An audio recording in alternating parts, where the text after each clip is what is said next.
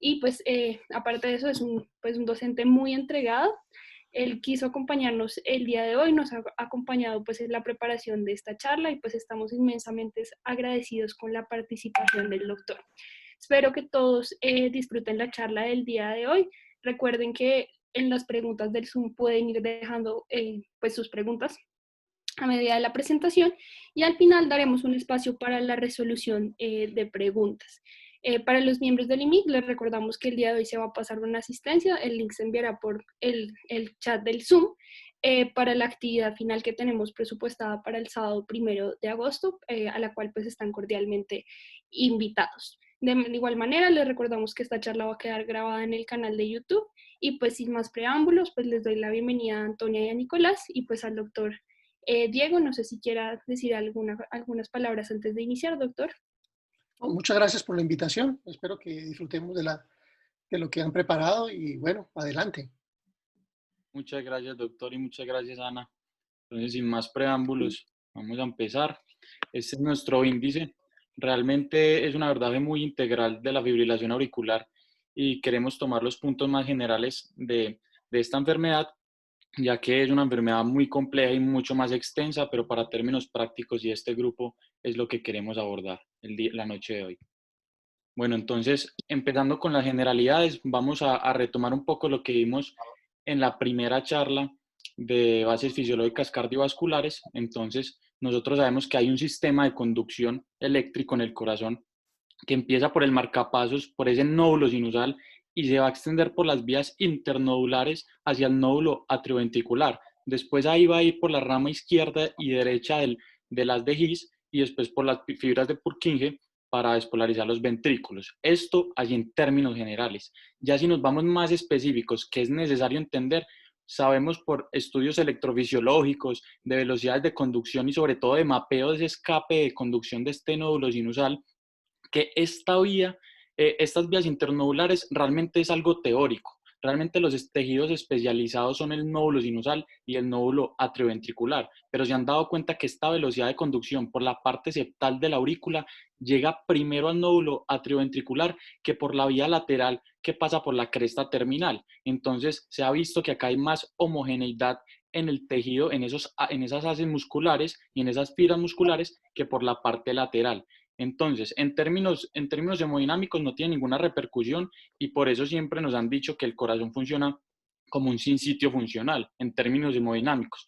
Pero si nos vamos a eso específico, a esa diferencia de milisegundos en esas velocidades, pues sí va a haber una diferencia por esta parte septal auricular y la parte lateral. Entonces eso es importante tenerlo en cuenta en las arritmias porque esto nos da la claridad de que todos nosotros los seres humanos, o sea, esta aurícula no es homogénea en su totalidad. O sea, también hay fibras musculares heterogéneas con anisotropía y con fibras longitudinales y transversales que hacen que llegue en diferentes tiempos la velocidad aquí al nódulo atrioventricular.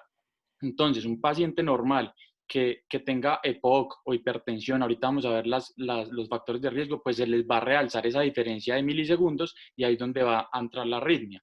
Ahorita podemos ver esta otra imagen que les quería poner para ver sobre todo el retraso que nos da el nódulo atrioventricular para que la conducción llegue al ventrículo, pero que la aurícula se pueda despolarizar primero. Entonces, como les contaba, acá está la fibra superior o la fibra lateral que pasa por el septo, que va a llegar primero acá al nódulo atrioventricular que por esta parte de acá. Entonces, es importante darse cuenta de eso, cómo después llega al ventrículo y se despolariza. Entonces, eso en general. Acá les pongo el ciclo cardíaco y vamos a empezar viendo acá sobre todo el electro. Entonces sabemos que la onda P es una despolarización auricular que va después de una despolarización ventricular con ese complejo QRS y después hay una repolarización ventricular. Ahora vamos a ver esta línea azul que lo que nos habla es que primero va a haber un llenado ventricular de la aurícula al ventrículo izquierdo pasivo, va a haber un 80% de llenado al ventrículo izquierdo pasivo y después va a haber ese 20% que nos la va a dar la patada auricular. Vean que se despolariza la aurícula, aparece la onda P y ocurre la patada auricular, que es un 20% normalmente en reposo. Se ha visto que en situaciones de estrés o de ejercicio, ya sea un paciente con anemia, un paciente con fiebre, esta patada auricular va a corresponder aproximadamente del 30 al 40%. Después va seguido de una despolarización ventricular y vemos cómo ese volumen ventricular baja. porque esa sangre sale a circulación sistémica y pues obviamente va a bajar. Acá también vemos que una vez se despolariza el ventrículo, pues aumenta la presión también ventricular. Entonces ahorita les vamos a mostrar otra vez este ciclo cardíaco para correlacionarlo con la patología.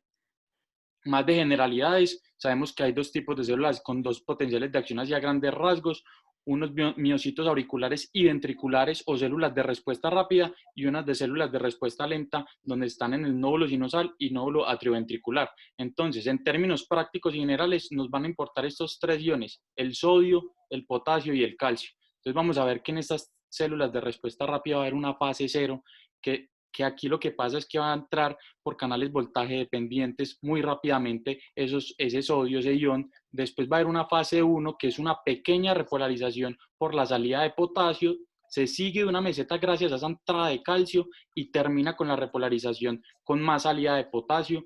Y aquí va a estar la bomba sodio ATPasa también para que termine su potencial de membrana de reposo. Todo esto ya lo hemos visto. También acá llama la literatura la corriente Fanny, donde entra sodio, después por canales tipo L y tipo T entra el calcio, se despolariza y se vuelve a repolarizar por la salida de potasio. Entonces, en términos prácticos, esto ya lo sabíamos. Lo que quiero es que vean estos dos conceptos, sobre todo ahorita para entender el mecanismo de las arritmias. El periodo refractario efectivo o absoluto y el periodo refractario relativo. ¿Qué quiere decir el periodo refractario efectivo? ¿Qué es ese concepto? Ese concepto en donde en el potencial de acción, así yo le ponga cualquier estímulo a la célula, ella no se va a despolarizar. En este tiempo es imposible que se despolarice. Mientras que en este periodo refractario relativo sí puede existir que se pueda llegar a despolarizar en algún momento. Entonces tengan en cuenta los conceptos para ahorita. Listo, entonces ahorita ya empezando con los mecanismos de las arritmias, los podemos dividir hacia grandes rasgos. Trastornos en la formación del impulso y trastornos en la conducción del impulso. Entonces vemos como en los trastornos de la formación del impulso está el automatismo y la actividad desencadenada. Y en los trastornos de la conducción vemos la reentrada y el bloqueo. En términos prácticos y para esta patología vamos a hacer relación al automatismo, actividad desencadenada y la reentrada. Entonces empezamos con el automatismo. Nosotros sabemos la definición de automatismo y es esa capacidad que tiene la célula de ejercer un potencial de acción, una despolarización espontáneamente. Entonces, empezamos acá con esta gráfica para que se ubiquen. Esto es la normalidad, vemos un umbral y vemos un potencial diastólico máximo, que es donde la célula va a estar más negativa cuando está en ese periodo de diástole. Entonces empezamos con una alteración del automatismo y vemos cómo el umbral baja. Miren que si el umbral desciende, pues es mucho más fácil que esa célula se pueda despolarizar, porque se hace más negativo, se hace más fácil que despolarice. Aquí vemos en esta gráfica C, si el potencial diastólico máximo se hace más positivo. Acuérdense que yo les dije que era lo más negativo que podía estar la célula. Entonces, si ella se hace más positivo, pues también va a ser más fácil que se despolarice. Y finalmente vemos esta otra alteración del automatismo. Si esta fase 4, esta pendiente, se hace más vertical. Si se hace más vertical, pues también es mucho más fácil que se despolarice la célula. Ahorita, con la actividad desencadenada, prácticamente son dos actividades desencadenadas postpotencial, precoz y postpotencial tardío. Entonces, el mismo nombre lo dice, un postpotencial. Ya hay un potencial de acción y en medio de ese potencial, en el periodo refractario relativo que les hablaba, se mete esa otra despolarización. Este postpotencial precoz se ve asociado con hipopotasemia y este postpotencial tardío se ve asociado por intoxicación por digitálicos. Entonces, ya hablando de los mecanismos de las arritmias, vemos este concepto de reentrada que es muy famoso, pero antes de entender este concepto vamos a saber qué es el gap excitable. El gap excitable es ese intervalo, o gap como lo dice el mismo nombre, en donde el miocardio tiene la capacidad de despolarizarse. Entonces, va a estar la onda, imagínense que este círculo es el miocardio en el corazón y va a tener un frente de onda, esa onda eléctrica y una cola. Y ese gap excitable es que como va a tener ese intervalo donde tiene la capacidad de despolarizarse porque ya pasó ese periodo refractario, pues va a entrar en ese círculo vicioso. Entonces, para términos también más fáciles de entender esta reentrada, puede haber la reentrada anatómica como la reentrada funcional. Pero eso sí, tienen que entender que ambas, no hay que disociarlas, ambas pueden estar presentes en un mismo paciente. Entonces, para entender la anatómica primero, vamos a ver estos requisitos. Que haya primero una vía rápida, esta vía rápida con un periodo refractario largo, y que haya una vía lenta, esta de acá, con un periodo refractario rápido.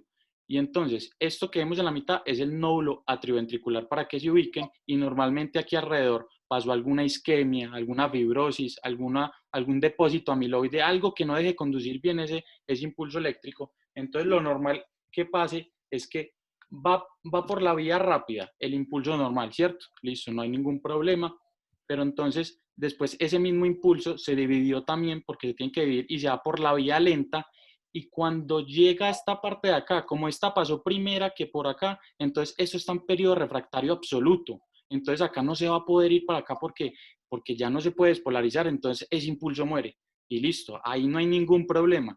Pero entonces lo que pasa en la reentrada es que va a haber algún momento en esa aurícula, algún lugar que me va a generar focos ectópicos y me va a mandar una despolarización precoz. Entonces, ¿qué pasa con esa despolarización precoz? Va a tratar de irse por la vía rápida, pero como habíamos dicho, esta vía rápida tiene un periodo refractario largo. Entonces, como todavía está en periodo refractario, esta conducción no se puede ir por acá.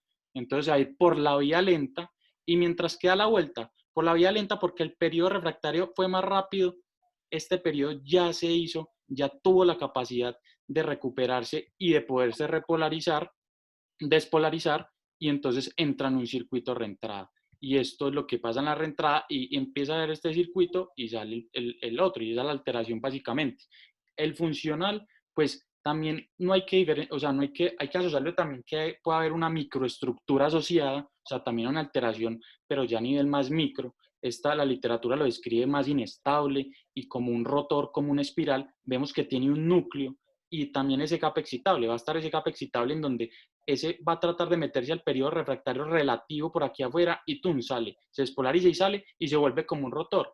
Entonces, aquí con esta reentrada anatómica hemos visto que se ve relacionada con macro reentradas como el flúter auricular, y en la funcional más a micro reentradas.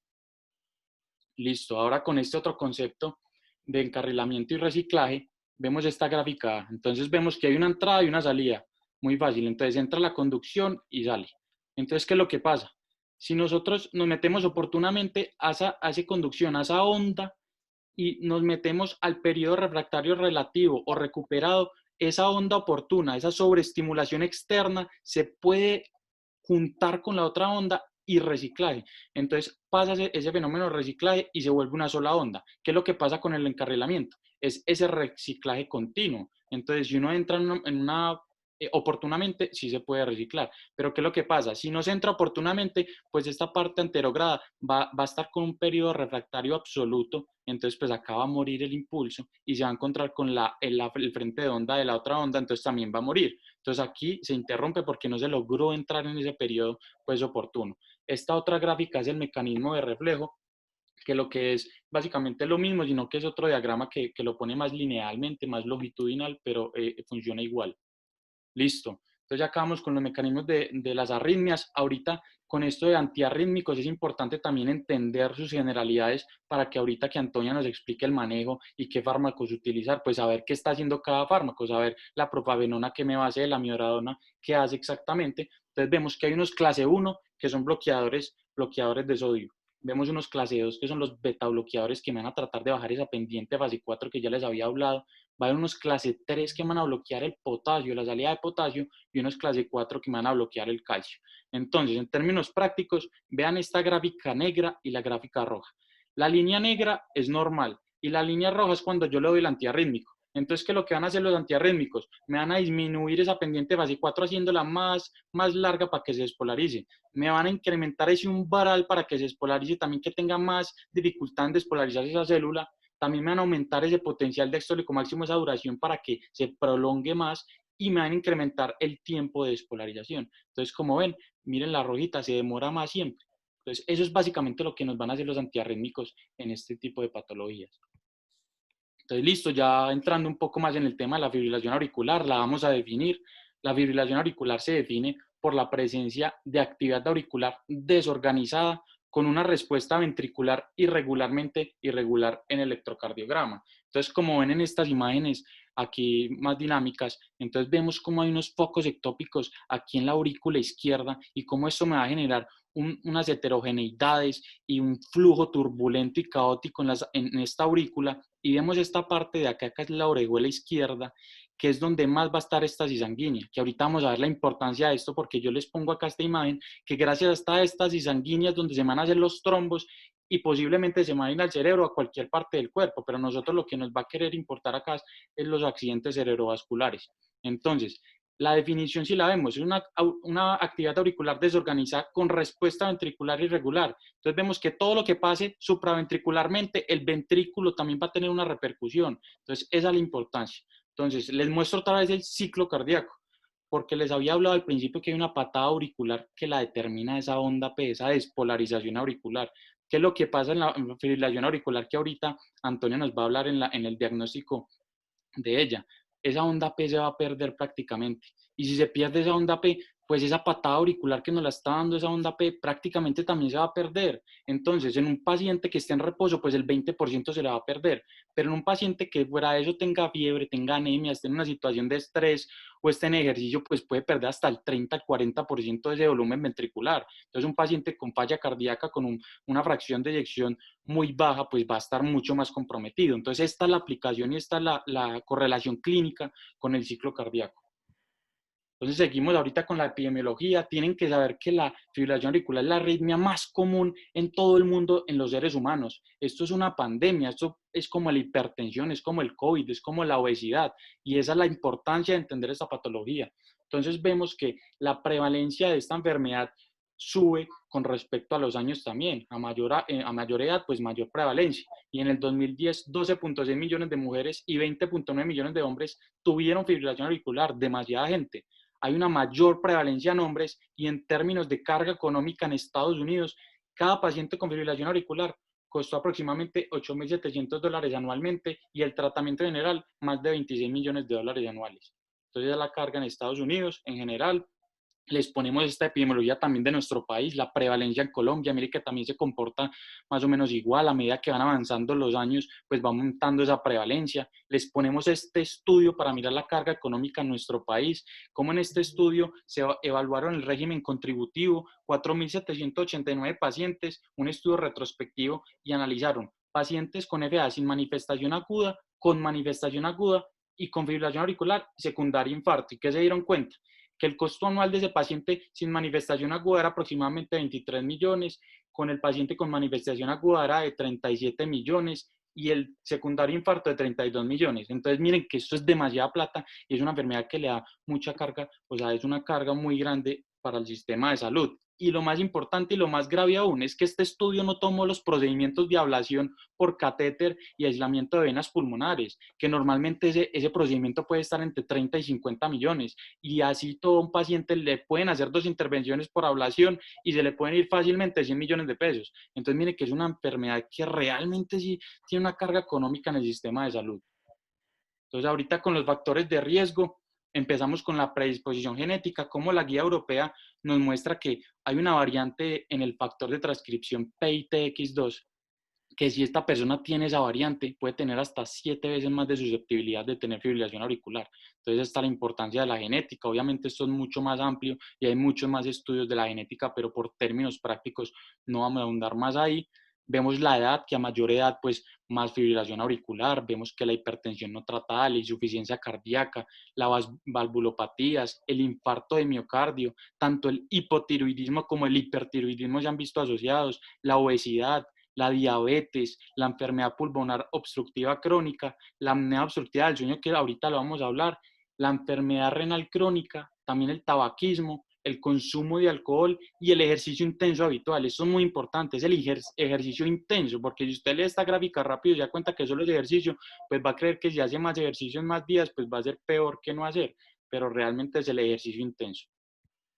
Entonces, listo, eso también se los pongo con los factores de riesgo. Esto es un estudio que evaluó aproximadamente 150 pacientes. Acá vemos en lo azul que es la historia natural de la enfermedad de la DPA, y aquí en naranja vemos, y ellos vieron en el estudio, que si uno interviene en los factores de riesgo, ese sustrato se va a modificar y mucho mejor. Si yo continúo con ese manejo de estos factores de riesgo que vemos acá, que ya les mencioné, pues los resultados después de una ablación van a ser mucho mejor. Entonces, esta es la importancia, o sea, tenemos que actuar en estos factores de riesgo para evitar esa modificación de sustratos, ese remodelado cardíaco que ahorita vamos a ver en la fisiopatología, que es tan importante. Pero entonces tampoco hay que tener ese pensamiento ideal de que listo, le vamos a mejorar los factores de riesgo y listo, va a estar bien el paciente. No, también hay que asociarlos con un contexto, con unos factores ya psicosociales, económicos, con la accesibilidad de la salud que tenga ese paciente, porque esta es una enfermedad muy comportamental. Yo tengo que decirle al paciente que me deje de tomar, que me deje de fumar, porque es que si él no deja esos comportamientos, es imposible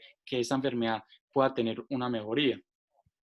Entonces ya empezamos con la fisiopatología, muy fácil. Acá vemos al lado izquierdo esos factores de riesgo que ya les mencionaba. Ahorita hablamos más de la apnea obstructiva del sueño. Entonces vemos cómo estos factores de riesgo me van a generar una serie de cosas. Hipocontractilidad en esa aurícula, elongación auricular, aumento de la angiotensina 2, inflamación, fibrosis, infiltración grasa, todo ese remodelado vascular gracias a la isquemia que también se puede generar, y todo eso se va reflejado como a una inestabilidad de los canales de calcio, a ese remodelado de los canales de iones, y me da una conducción heterogénea en esa aurícula, causando fenómenos de reentrada, como ya les había explicado, y también focos ectópicos en esa aurícula izquierda y en esas venas pulmonares. Y todo esto me va a traducir en fibrilación auricular, y al mismo tiempo vamos a tener un ambiente trombogénico. Vamos a ver que gracias a la hipocontractilidad, la fuerza de cizallamiento va a disminuir, va a haber inhibidor de plasminógeno, activador de plasminógeno 1, van a haber adhesinas, van a haber factores inflamatorios, el factor tisular va a estar expresado, ya la fibrinolisis va a estar disminuida. Entonces, en términos prácticos, va a estar todo este ambiente súper bueno para hacer un trombo y mandármelo para el cerebro o cualquier parte del cuerpo. Entonces, esta es la importancia de la fisiopatología. Vemos que también la apnea obstructiva del sueño, esto es de lo último que se está hablando y que el doctor, de hecho, es experto en el tema, y vemos cómo esta apnea del sueño se ha visto reflejado con la fibrilación auricular, que ambos comparten muchas similitudes en esa fisiopatología. Y vemos cómo gracias a esa obstrucción de la vía aérea superior me va a hacer un cambio en la presión intratorácica. Ese cambio de la presión intratorácica me va a hacer un estiramiento de esas fibras musculares de esa aurícula, me las va a estirar, y eso lo que va a hacer en términos prácticos es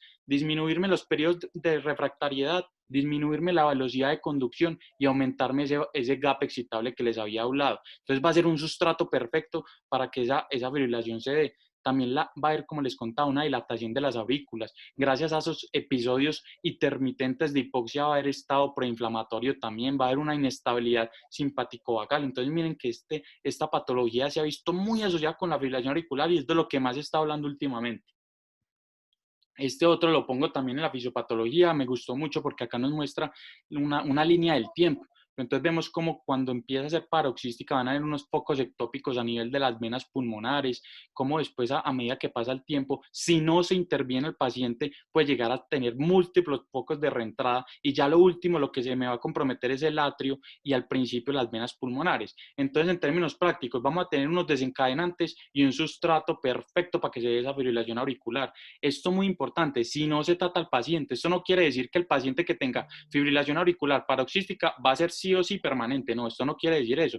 Esto les pongo la importancia es porque hay que actuar aquí, atención primaria, para evitar ese remodelado auricular, esa dilatación auricular, que es lo que más no queremos que tenga ese paciente.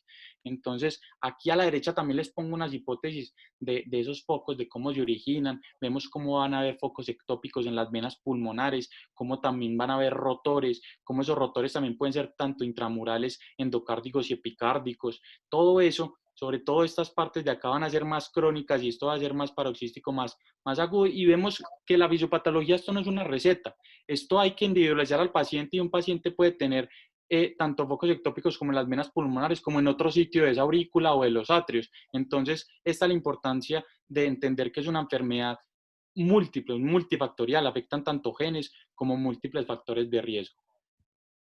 Entonces, esto también es para resumir. Acá vemos que va a haber un sustrato normal que me lo va a dar esos hábitos de vida que ya habíamos hablado, unos factores no modificables que ya todos sabemos cuáles son, y también unos factores de riesgo estructurales, unas cardiomiopatías y todas las que podemos ver acá. Este sustrato normal lo vamos a sumar con unos desencadenantes, unos circuitos de reentrada y unas actividades ectópicas vocales. Entonces, los circuitos de reentrada ya los vimos, una alteración en la conducción, un remodelamiento anatómico, eléctrico. En esta actividad ectópica vamos a ver los pospotenciales tardíos y precoces y la alteración en la automaticidad. Esto también se ve reflejado con esa influencia pues parasimpática y simpática, y también como los factores de riesgo, les decía, el hipertiroidismo también se ha visto asociado. Entonces, en términos prácticos, la fibrilación auricular, vamos a ver desencadenantes que estén asociados a un sustrato normal y eso me va a dar la fibrilación auricular. Entonces, da la importancia de uno a actuar en los factores de riesgo para evitar ese remodelado.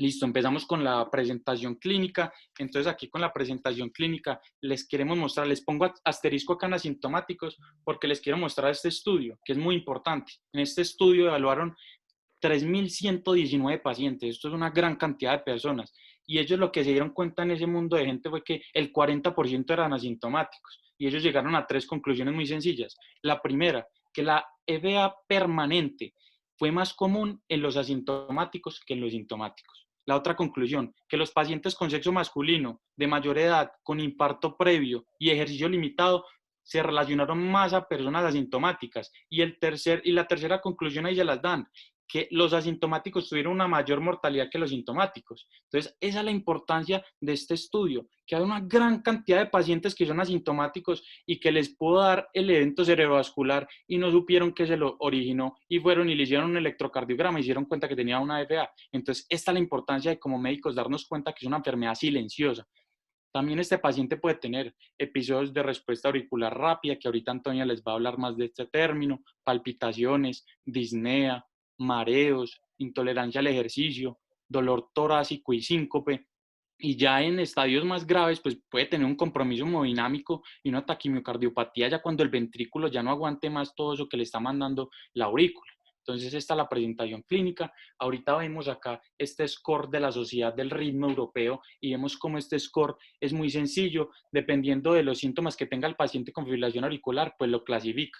Entonces, nosotros les ponemos acá estos 2 estudios para generar un par de reflexiones. Entonces, empezando con este primer estudio, ellos cogieron este score y querían mirar la calidad de vida en pacientes con fibrilación auricular y cómo se desenvolvían. Entonces, ellos también llegaron a una conclusión de que los pacientes, las comorbilidades de los pacientes tenían un mayor impacto que el tener la propia fibrilación auricular. Entonces ellos concluyen en el estudio de que este score sí les sirvió para generar ese tamizaje pues, de sintomatología en pacientes con FA, y vemos este otro artículo que analizó 362 pacientes y es la validación y una modificación que le hicieron a esta escala en donde ellos sugieren que haya un umbral de tratamiento prácticamente, que desde el estadio 2B se empiece como a intervenir a ese paciente, porque ellos se dan cuenta que los de estadio 2A y los 1, que son asintomáticos, se comportaban prácticamente igual. Entonces, ¿qué es la reflexión que les quiero decir acá?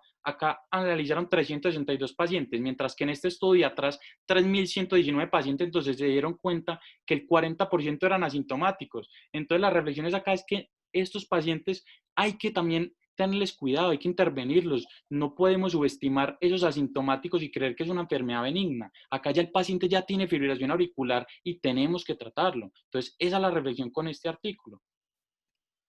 Ahora con el examen físico vemos el déficit de pulso, que esto es algo muy importante tanto para el paciente como para el médico general, y es cuando tomen ese pulso y lo sientan irregular, pueden irlo a auscultar al paciente y si notan una frecuencia cardíaca elevada, pues van, auscultan y toman el pulso al mismo tiempo, y si ven una disincronía ahí entre pulso y frecuencia cardíaca, pues eso no me va a dar un diagnóstico a mí de fibrilación auricular, no me lo va a dar porque ahorita Antonio nos va a decir que me lo va a dar, pero sí me va a dar una sospecha para mandarle un electrocardiograma y yo mirar qué tiene ese corazón en ese momento. Entonces, eso es importante. También el paciente que aprenda y que el médico le enseñe pues la tomada de pulso para que él mismo sepa cuándo tiene esos episodios.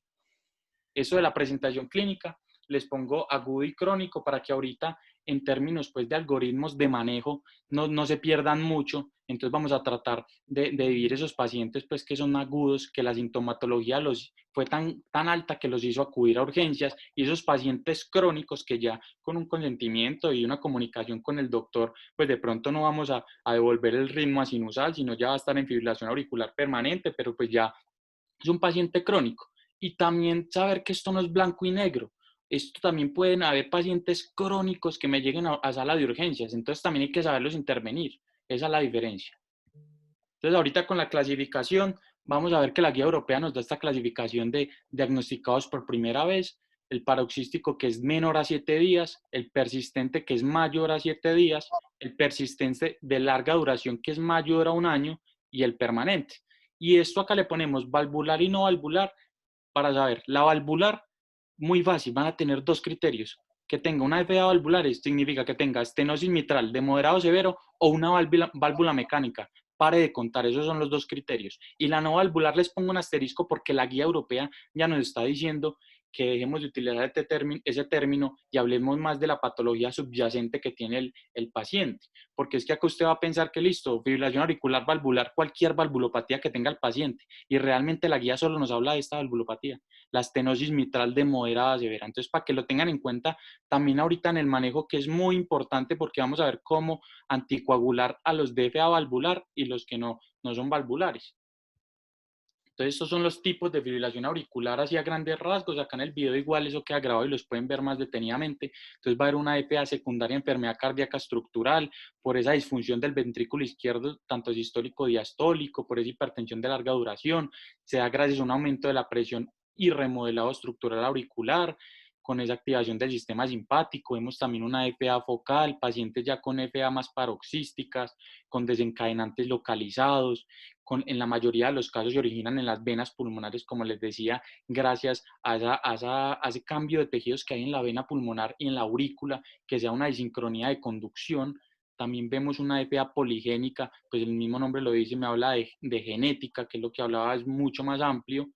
Vemos la FA posoperatoria que se da en la mayoría de los casos por intervenciones pues más grandes, como cirugías cardíacas, y eso me lo da toda la cirugía pues con toda esa inflamación, el estrés auricular oxidativo, todo eso que me da la cirugía, pues me puede generar una fibrilación auricular posoperatoria. También, como les contaba, una FA con pacientes con estenosis mitral y válvulas cardíacas protésicas, por toda esa presión auricular izquierda que me va a generar esa estenosis mitral y la carga de volumen que va a tener. Entonces, esos van a ser las principales causas de ese remodelado estructural y auricular que van a tener este tipo de pacientes.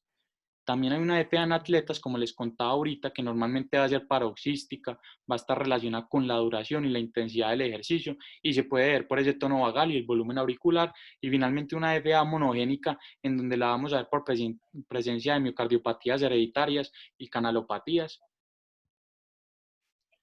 Bueno, buenas noches. Ahora sí, en cuanto al diagnóstico, este es netamente electrocardiográfico, ya les voy a contar más adelante los criterios. Sin embargo, recogiendo los factores de riesgo de los que nos habló Nicolás, quiero que nos armemos un perfil fenotípico para identificar cómo correctamente en quién deberíamos sospechar. Entonces, por lo general, cuando hablamos de FA, todos nos imaginamos a una mujer anciana, pero porque sí, como ya dijo Nicolás, la enfermedad es más prevalente en hombres. Resulta que en este metaanálisis identificaron que el factor más significativo para que los pacientes fueran asintomáticos es ser hombre. Por lo tanto, las mujeres son mucho más sintomáticas y por eso es que lo vemos más frecuente en esta población. Otros factores de riesgo importantes son la edad. Entre más edad, pues sabemos que aumenta el riesgo, como ya nos lo dijo Nico, los antecedentes cardiovasculares, tabaquismo, enfermedad renal crónica, SAOS, obesidad y bueno, los que ya todos conocemos de nuestro Nico.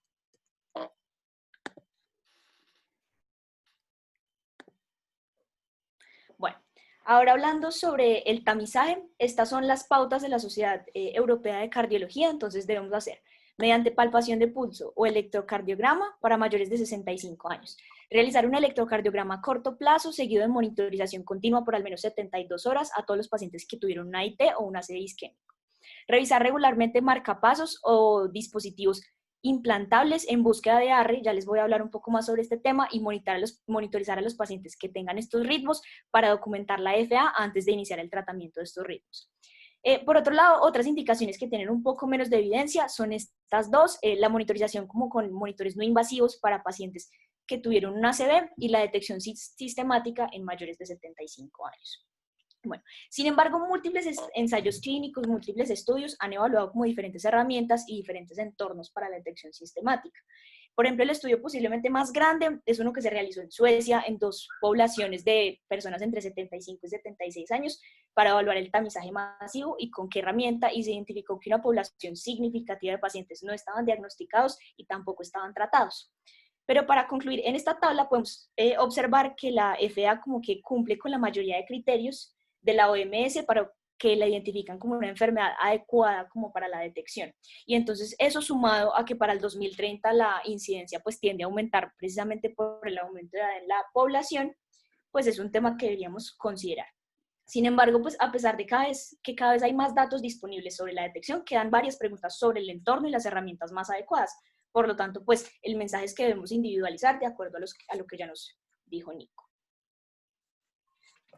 Bueno, quiero empezar preguntándoles algo. ¿Qué tan importante consideran ustedes que es la onda F para el diagnóstico? Si quieren, marquen sí y no.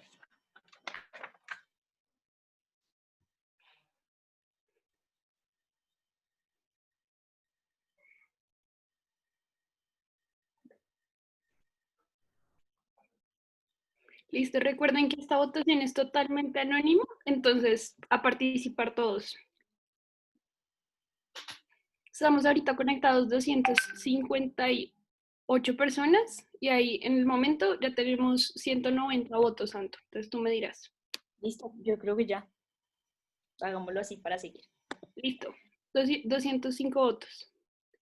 Y Bueno, listo. Entonces, como ya pudimos observar, la mayoría de personas votaron que sí. Sin embargo, ya les voy a contar bien la información.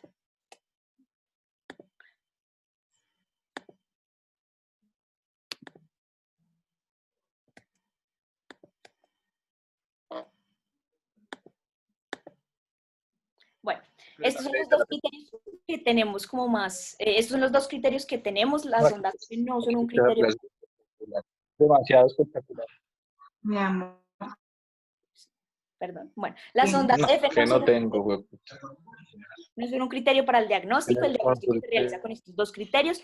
Tenemos un intervalo RR irregular que nos sugiere un ritmo irregular y una onda P indistinguible. Esto es lo único que necesitamos para el diagnóstico. Las ondas F no son necesarias. Ya les voy a mostrar electros de FA sin ondas F. Por convención aceptada se requiere mínimo un episodio con una duración mínima de 30 segundos. Entonces necesitamos estas tres cosas, nada de ondas F. Acá podemos ver dos fibrilaciones auriculares, una con onda F súper clara y una con onda F no tan clara, que igualmente es una FA porque miren que tenemos el ritmo irregular y la ausencia de onda P. No podemos confundir la T con la P, entonces pues hay que mirar el trazado completo. Bueno, entonces, por ejemplo, acá les quería mostrar como varios electrocardiogramas para que identifiquemos los criterios. En este, por ejemplo, podemos ver que claramente hay ausencia de ondas P, podemos ver que son indistinguibles y podemos ver que los intervalos pues, son bastante variables. En este también podemos ver las ondas F, entonces pues podemos identificar que este es el patrón como más típico, el que más o menos vamos a encontrar. Bueno, en este otro podemos ver que los intervalos son completamente regulares, tenemos unas ondas P súper claras, por lo tanto pues acá hablamos de un ritmo sinusal. Bueno, este otro podemos ver que los intervalos son bastante irregulares, podemos ver que no tenemos onda P, sin embargo no tenemos las ondas F, pero no deja de ser una FA. Entonces con este mensaje claro, ya pueden identificar el 50% de las arritmias aproximadamente. Bueno, antes de continuar, quiero que hablemos un poco sobre qué es la FA secundaria. Este es el trazado que se genera por una etiología reversible, generalmente autolimitada. Dentro de las causas más comunes está el postoperatorio, el infarto y sepsis. Por lo tanto, pues es importante realizar una historia clínica completa para determinar no solamente el patrón de FA que tenemos, sino los síntomas asociados. Y pues realizar este tipo de análisis sanguíneos y clínicos pues nos van a funcionar. Sin embargo, es importante saber que tanto la FA primaria como la secundaria conllevan el mismo riesgo de ACV y de mortalidad. Entonces, pues, esto simplemente es para identificar las etiologías que podemos como solucionar prontamente y evitar principalmente la progresión. Miremos que igualmente, como al pasar unos años, 5 años y 15 años, pues estos pacientes van a cursar con FA recurrente. Otra cosa que es importante es que no existe certidumbre sobre la distinción entre FA primaria y secundaria y que esto tenga algún efecto sobre desenlaces clínicos o medidas terapéuticas. Pero como les digo, pues lo importante es igualmente identificarlo y tratarlo de ser posible. Bueno, ahora bien, todo ritmo irregular es FA.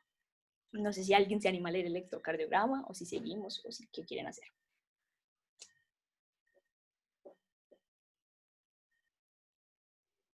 Si alguno quiere participar, puede en este momento desilenciar su micrófono y hacerlo.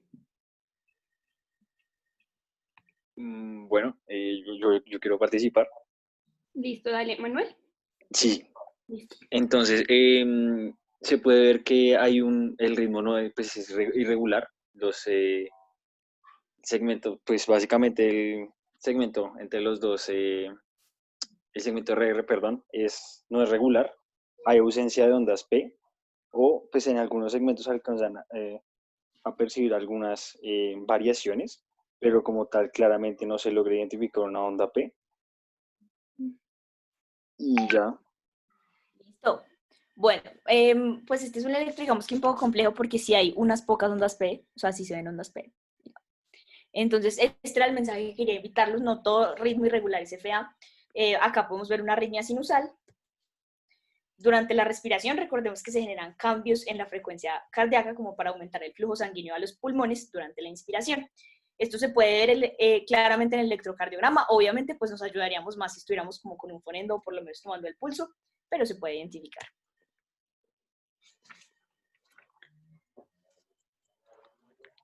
Bueno, este es otro electrocardiograma por si alguien se anima.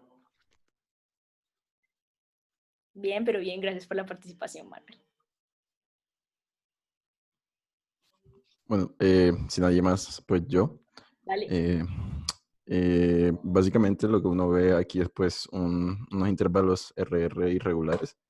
No sé, como otra cosa así a grandes rasgos, y lo que me llama como la atención a mí es que hay ondas P, o sea, hay presencia de onda P a lo largo de todo el trazado, pero la morfología de estas ondas P varía, o sea, digamos, veo como más de 3 morfologías diferentes. Para mí esto clasificaría como, pues se mostró justo ahí en la diapositiva que alcancé a ver, pero pues una TAM o MAT, una taquicardia atrial multifocal.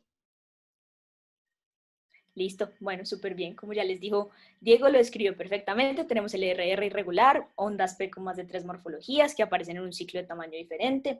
Tenemos una frecuencia cardíaca por encima de 100, pero no por encima de 140. Básicamente lo que nos dijo Diego. Sin embargo, y pues podemos ver líneas isoeléctricas entre las P, pero se pueden distinguir. Bueno, FA asociado con otras condiciones. Estos electros son básicamente para que vean que uno puede tener FA e identificarla, pero también puede tener otras cosas. Entonces, pues no, tener una FA no excluye otros ritmos. De pronto, si alguien quiere participar. Si quieres, yo participo. Listo, dale. Bueno, pues básicamente podemos ver un ritmo irregular con taquicardia. Puedo observar que el eje está desviado hacia la izquierda y se puede observar que hay ausencia de ondas P, lo cual ya nos habla de pues, una FA, pero aparte de eso, pues podemos ver las ondas S en B1 y en B2 demasiado profundas, y pues en B6 y en B5 se puede ver un patrón más positivo, por lo cual podríamos hablar de un bloqueo de rama izquierda completo. Listo, perfecto, sí. Podemos ver, además de la FA, podemos ver que tenemos un QRS ancho y tenemos esta morfología como de M en B4 a B6 y lo que nos dijo Alejo. Perfecto. Bueno, ahora este otro electro de FA con otras condiciones. No sé si alguien más se anime o si quiere que continuemos. Pues por ahora estamos participando, entonces digamos así.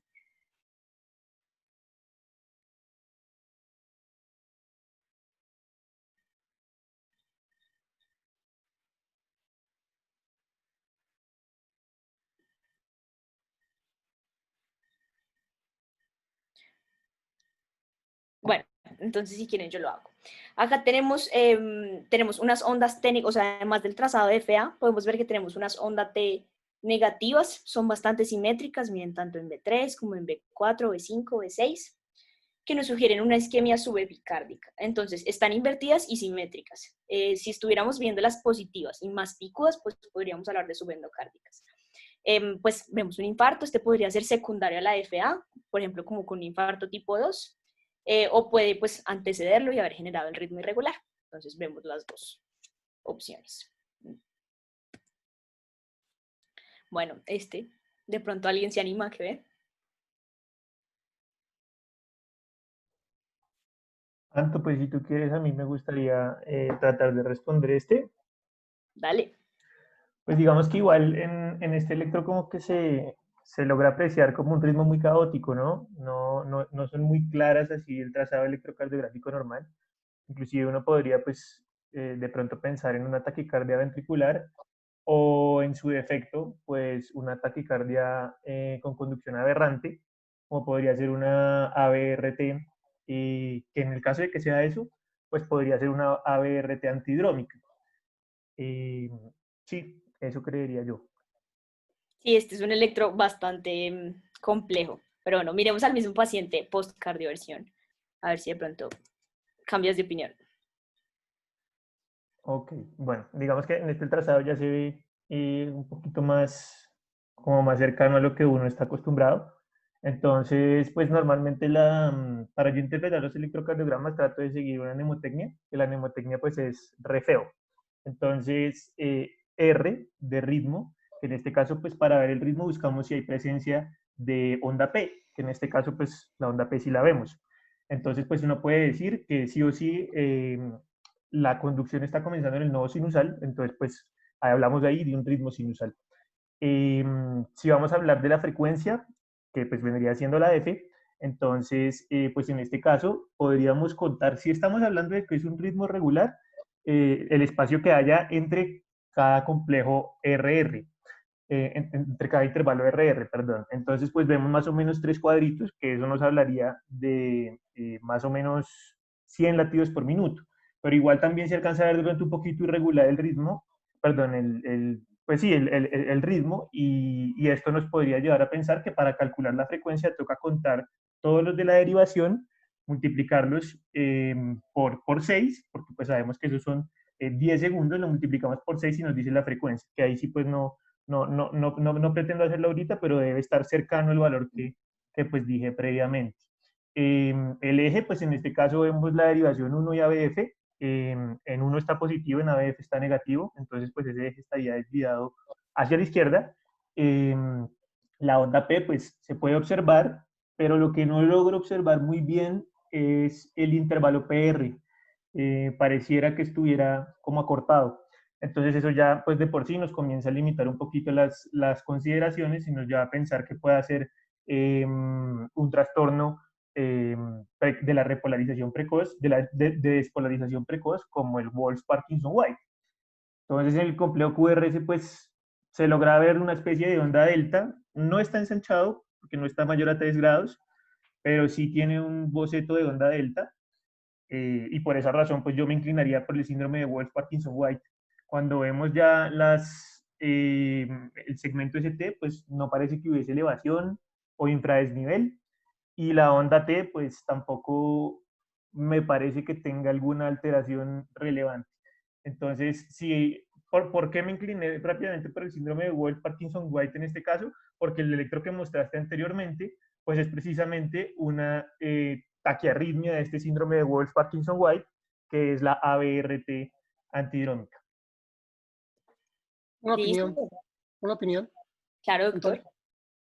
Muéstrame el electro pasado para una mnemotecnia así como la que mencionó Santiago. Aunque dices tú que este electro es difícil, realmente es un electro que yo consideraría fácil, pero pues nos asusta mirar un electro como que uno no tiene por dónde interpretarlo, y eso me recuerda a la mnemotecnia de mi profesor Heinz Wellens, que fue el inventor y el creador de los registros endocavitarios y de las arritmias endocavitarias, y empleaba la mnemotecnia de la famosa agencia de inteligencia americana, el FBI.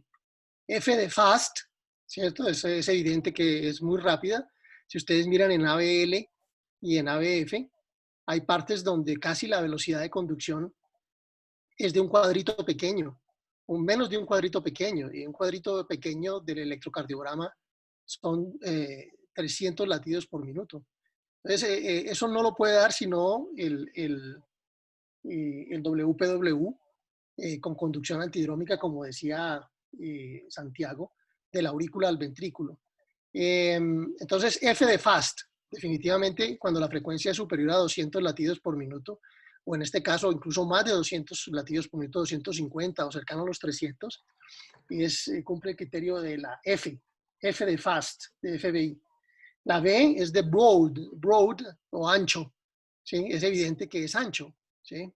Entonces, ese también es otro criterio. Y la I de irregular. Entonces, aquí la mnemotecnia es FBI, fast, broad and irregular, o sea, rápido, ancho, irregular. Casi que el diagnóstico es fotográfico. Si yo aplico esa mnemotecnia, no tengo ninguna dificultad. Ya, el diagnóstico está hecho. Perfecto, doctor. Muchas gracias. ¿Quería decir algo más? No, nada. Adelante, por favor. Perfecto, muchas gracias por esa mnemotecnia. Pero sí, yo me refería a complejo porque sin usted habernos contado esto, pues la mayoría de las personas nos imaginaríamos una taquicardia ventricular, como lo dijo Santiago. Sí, lo que pasa con las taquicardias ventriculares es que es difícil que corran a una velocidad tan alta y sean tan irregulares. O sea, las taquicardias Como ventriculares, regular, sí. para que tengan irregularidad, tienen que ser taquicardias polimórficas y están asociadas usualmente con síndromes congénitos, con puntas torcidas, o con síndromes congénitos como el Brugada u otros síndromes relacionados con canalopatías. Pero no tiene la morfología ni cumple con esos criterios así como los que hemos hablado, porque no hay una separación intereléctrica o los espacios entre los complejos QRS están perdidos. Y para el caso de las puntas torcidas hay un cambio de la polaridad en el anterior electro, ¿no? En el anterior electro hay un cambio de la polaridad de positivos a negativos. Entonces, no hay duda pues, de que este es una taquicardia por un WPW. Adelante, adelante. Gracias, doctor. Bueno, ahora vamos a adelantar un poco más. Este otro electro era para que pensaran y para que vieran como que podemos confundirnos harto entre una FA y un flutter.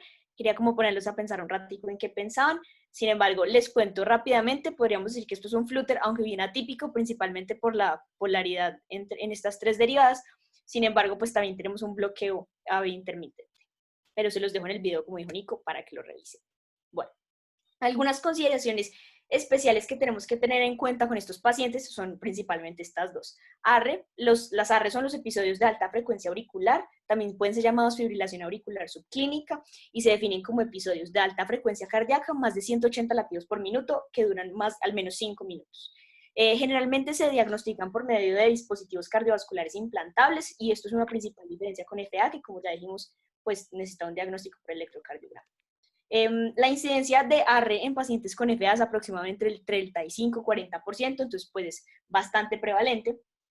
Diferentes estudios han desarrollado que incluso, o sea, independientemente del diagnóstico de FA, tiene un riesgo significativo de ACV y de muerte súbita. Entonces, pues debido a su importancia, se ha considerado como empezar a hablar de que estos pacientes, antes incluso de que se diagnostiquen con FA, pues debemos hacerles las escalas que ya vamos a ver más adelante, Chats-Basque, Hazlitt, e individualizar la necesidad de anticoagulación. Y la otra consideración es ACV. Entonces, dependiendo de los diferentes estudios, se ha detectado hasta el 30%, se ha detectado en los pacientes con ACV, hasta el 30% de ellos han tenido una FA. Por lo tanto, como ya se mencionó previamente, es indispensable la monitorización en estos pacientes.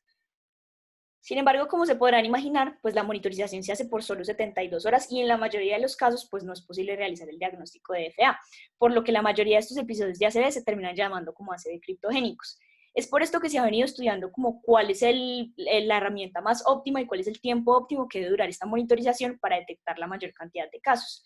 En esta revisión, por ejemplo, se compararon la falta de tamizaje con el Holter y el electromanual y podemos concluir que el electromanual es el más costo efectivo, pues primero porque es el más barato y segundo porque es el que más casos identifica incluso a través de 7 años.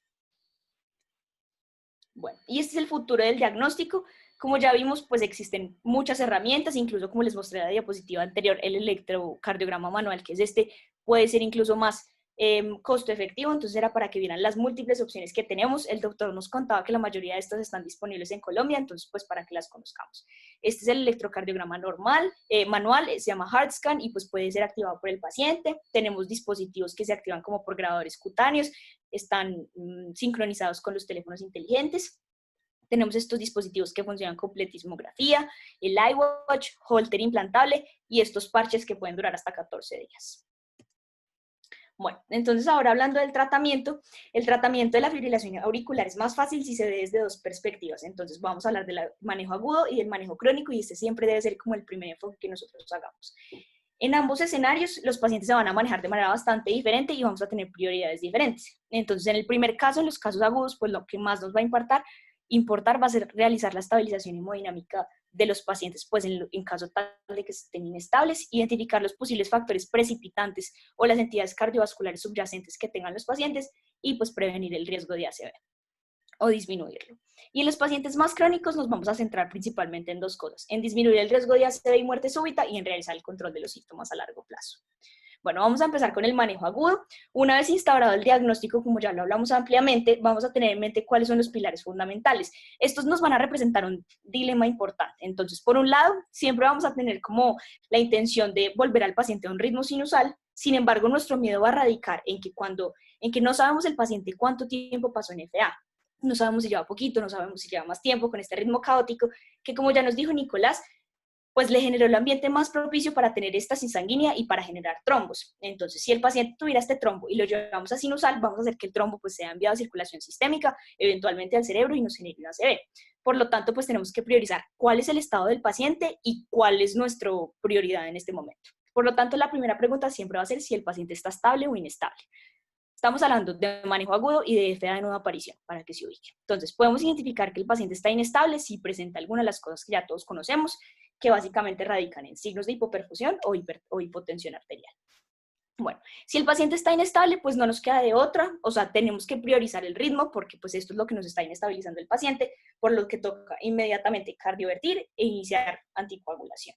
Es posible que el trombo esté, no sabemos, pero pues lo que más tiene riesgo de matar al paciente inmediatamente es el ritmo, por lo tanto, pues es lo más importante. Si el paciente está estable, por el contrario, tenemos que identificar cuánto tiempo lleva el paciente o cuánto tiempo de instauración lleva la FA. El punto de corte que hablamos generalmente son 48 horas. Los pacientes con una FA menor a 48 horas es poco probable que hayan tenido el tiempo para desarrollar un trombo. Por lo tanto, no tenemos que tener tanto ese miedo, podemos cardiovertir inmediatamente e iniciar anticoagulación. Ya vamos a hablar con qué. Sin embargo, los pacientes que llevamos más tiempo, que llevan más de 48 horas o que simplemente no sabemos cuánto tiempo llevan, sino que es un hallazgo incidental, pues tenemos dos opciones dependiendo de dónde estemos y dependiendo de la disponibilidad de ecocardiograma transesofágico. Bueno, entonces, si se encuentra disponible, pues vamos a realizar el ecocardiograma. Si no hay trombos, es decir, si el eco es negativo, pues podemos pasar a cardioversión e inicio de anticoagulación sin ningún problema. Sin embargo, si el eco es positivo, si encontramos un trombo, ya les voy a mostrar estas imágenes, tenemos que realizar anticoagulación por 3 semanas según la guía europea, por 4 según la de la AJA, entonces nos vamos a quedar con 4. A las 4 semanas repetir ecocardiograma y pues tomar la decisión de cardiovertir dependiendo de cómo esté el paciente en ese momento. Si el eco no está disponible porque nos encontramos en un sitio donde no tenemos eco, pues lo más sano va a ser que nosotros asumamos que el paciente tiene ese trombo y mejor lo mandemos a anticoagular por 4 semanas y a las 4 semanas lo volvemos a evaluar. Bueno, entonces, ¿por qué un ecocardiograma transesofágico y no un transtorácico? Si es más cómodo. Entonces, recordemos que el transtorácico nos va a permitir una evaluación más rápida, más completa, sin embargo, de todas las estructuras que están más cerca a la pared torácica anterior. Entonces, esta información va a ser útil a la hora de identificar condiciones asociadas a la FA, a la hora de identificar, por ejemplo, el riesgo de FA recurrente del paciente.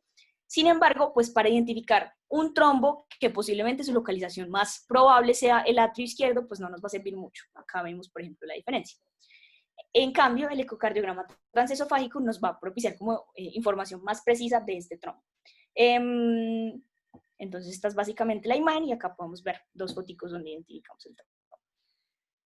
¿Y con qué anticoagulamos previo a la cardioversión, por ejemplo? Anticoagular y repetir. Digamos que generalmente y como conclusión se pueden utilizar en todos los pacientes DOACs. Ya vamos a hablar un poco más de esto y este es el gran dilema que tenemos como en FA. Los antagonistas de vitamina K se han utilizado históricamente y se han considerado como el pilar de la anticoagulación previa a la cardioversión. Sin embargo, la evidencia cada vez nos sugiere más que podemos utilizar DOACs, que no solo son más seguros, sino que son más efectivos y más cómodos de utilizar. Sin embargo, pues en este caso particular, los DOACs se han validado más que todo en ensayos clínicos, en análisis post-hoc de ensayos clínicos fase 3, entonces pues sigue el dilema principalmente en esto. Bueno, vamos a hablar de las consideraciones ahora de la cardioversión. Entonces la restauración aguda del ritmo sinusal es una parte integral del tratamiento, especialmente en los pacientes asintomáticos y con FA de nueva aparición. Es importante tener en cuenta que previo a la cardioversión tenemos que cumplir como con estos dos criterios. Tenemos que tener control de la frecuencia ventricular, usualmente debemos llevar a los pacientes por debajo de los 80 latidos por minuto y realizar un inicio anticoagulante. Bueno, el riesgo tromboembólico no solo se da porque al recuperar la función auricular es posible que fragmenticemos y embolicemos el trombo que ya tenemos. Sin embargo, porque tenemos que tener en cuenta que tras una cardioversión, la función mecánica de la aurícula se demora un poco más que la restauración de la función eléctrica, casi que unas 4 semanas. Entonces, por eso hablamos de que estos pacientes tienen que ir con anticoagulación mínimo 4 semanas después de la cardioversión.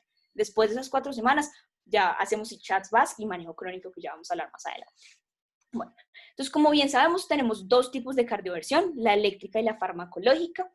Generalmente se habla de que la farmacológica se utiliza en pacientes con una FA menor a 7 días de evolución. Sin embargo, hay otros criterios que tenemos que tener más en cuenta y que son más importantes. Por lo generalmente, la eléctrica restaura más rápido el ritmo y con más eficacia y se asocia a hospitalizaciones más cortas, por lo que se prefiere en pacientes que tienen deterioro hemodinámico y FA de nueva aparición. Bueno, su tasa de éxito es altísima, es por encima del 90%. Generalmente es un procedimiento ambulatorio a pesar de que se utilicen anestésicos. Se puede realizar con dispositivos bifásicos o monofásicos. Generalmente se prefiere el bifásico porque se requiere menor cantidad de energía. Como ya les estaba contando, se utilizan anestésicos de corta acción. Se puede utilizar midazolam, fentanilo, propofol. Siempre debe sincronizarse en el QRS para evitar la administración de descarga en el periodo más débil o en el periodo de repolarización ventricular. Y pues tener a la mano atropina para mitigar la bradicardia postcardioversión que podamos tener. Existen estos predictores del fallo, tenemos básicamente el ser mujer, el uso crónico de fármacos antiarrítmicos y enfermedad renal crónica, pues que ya va a ser importante para lo que vamos a ver.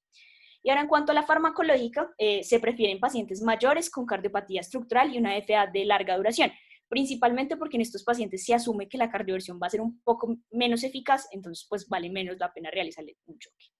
Y esta es una nueva como tendencia que se está viendo, que se llama el Pill in the Pocket Approach, y es que los pacientes tengan siempre como una pastilla de flecainida o propafenona y se pueda utilizar como para terminar los episodios de FA paroxística. Sin embargo, pues se tienen que dar con beta bloqueadores como media hora antes para prevenir una fibrilación ventricular rápida en caso de que ocurra conversión. Bueno, ahora sí, para la cardioversión farmacológica se utilizan los medicamentos antiarrítmicos. Esta es una versión resumida de la clasificación de Vaughan-Williams, pues particularmente para lo que necesitamos en este caso. Les resalté estos 3 medicamentos. La flecainida es el más efectivo. La flecainida tenemos que es el más... Señor, Antonia, perdón, sí, ya, perdón. Sí, la diapositiva anterior quiere mostrar una cosa para dejar un mensaje de lo que tú acabas de decir respecto a que estamos tratando la fibrilación auricular. Parece que cuando uno hablara de terminar eléctricamente la fibrilación auricular, a la gente se le puede venir a la cabeza desfibrilación. La desfibrilación, o sea, desfibrilar la aurícula, quitar la fibrilación de la aurícula. Y puede haber una confusión en términos de que se debe emplear es cardioversión eléctrica sincronizada, como dices tú allí, porque se actúa sobre el QRS a cambio de lo que sucede en una fibrilación ventricular que no hay QRS efectivo. Entonces, en la fibrilación ventricular se utiliza la desfibrilación porque no hay un QRS efectivo, mientras que en la fibrilación auricular se utiliza la cardioversión porque hay un QRS efectivo. Eso es lo que quería decirte. Bueno. Gracias, doctor. Sí, señor. Bueno, entonces, como les estaba contando, estos son los medicamentos. Les resalté estos 3 porque básicamente son los que tienen que tener en mente. La flecainida, aunque es el más efectivo de los medicamentos, no se encuentra disponible en Colombia.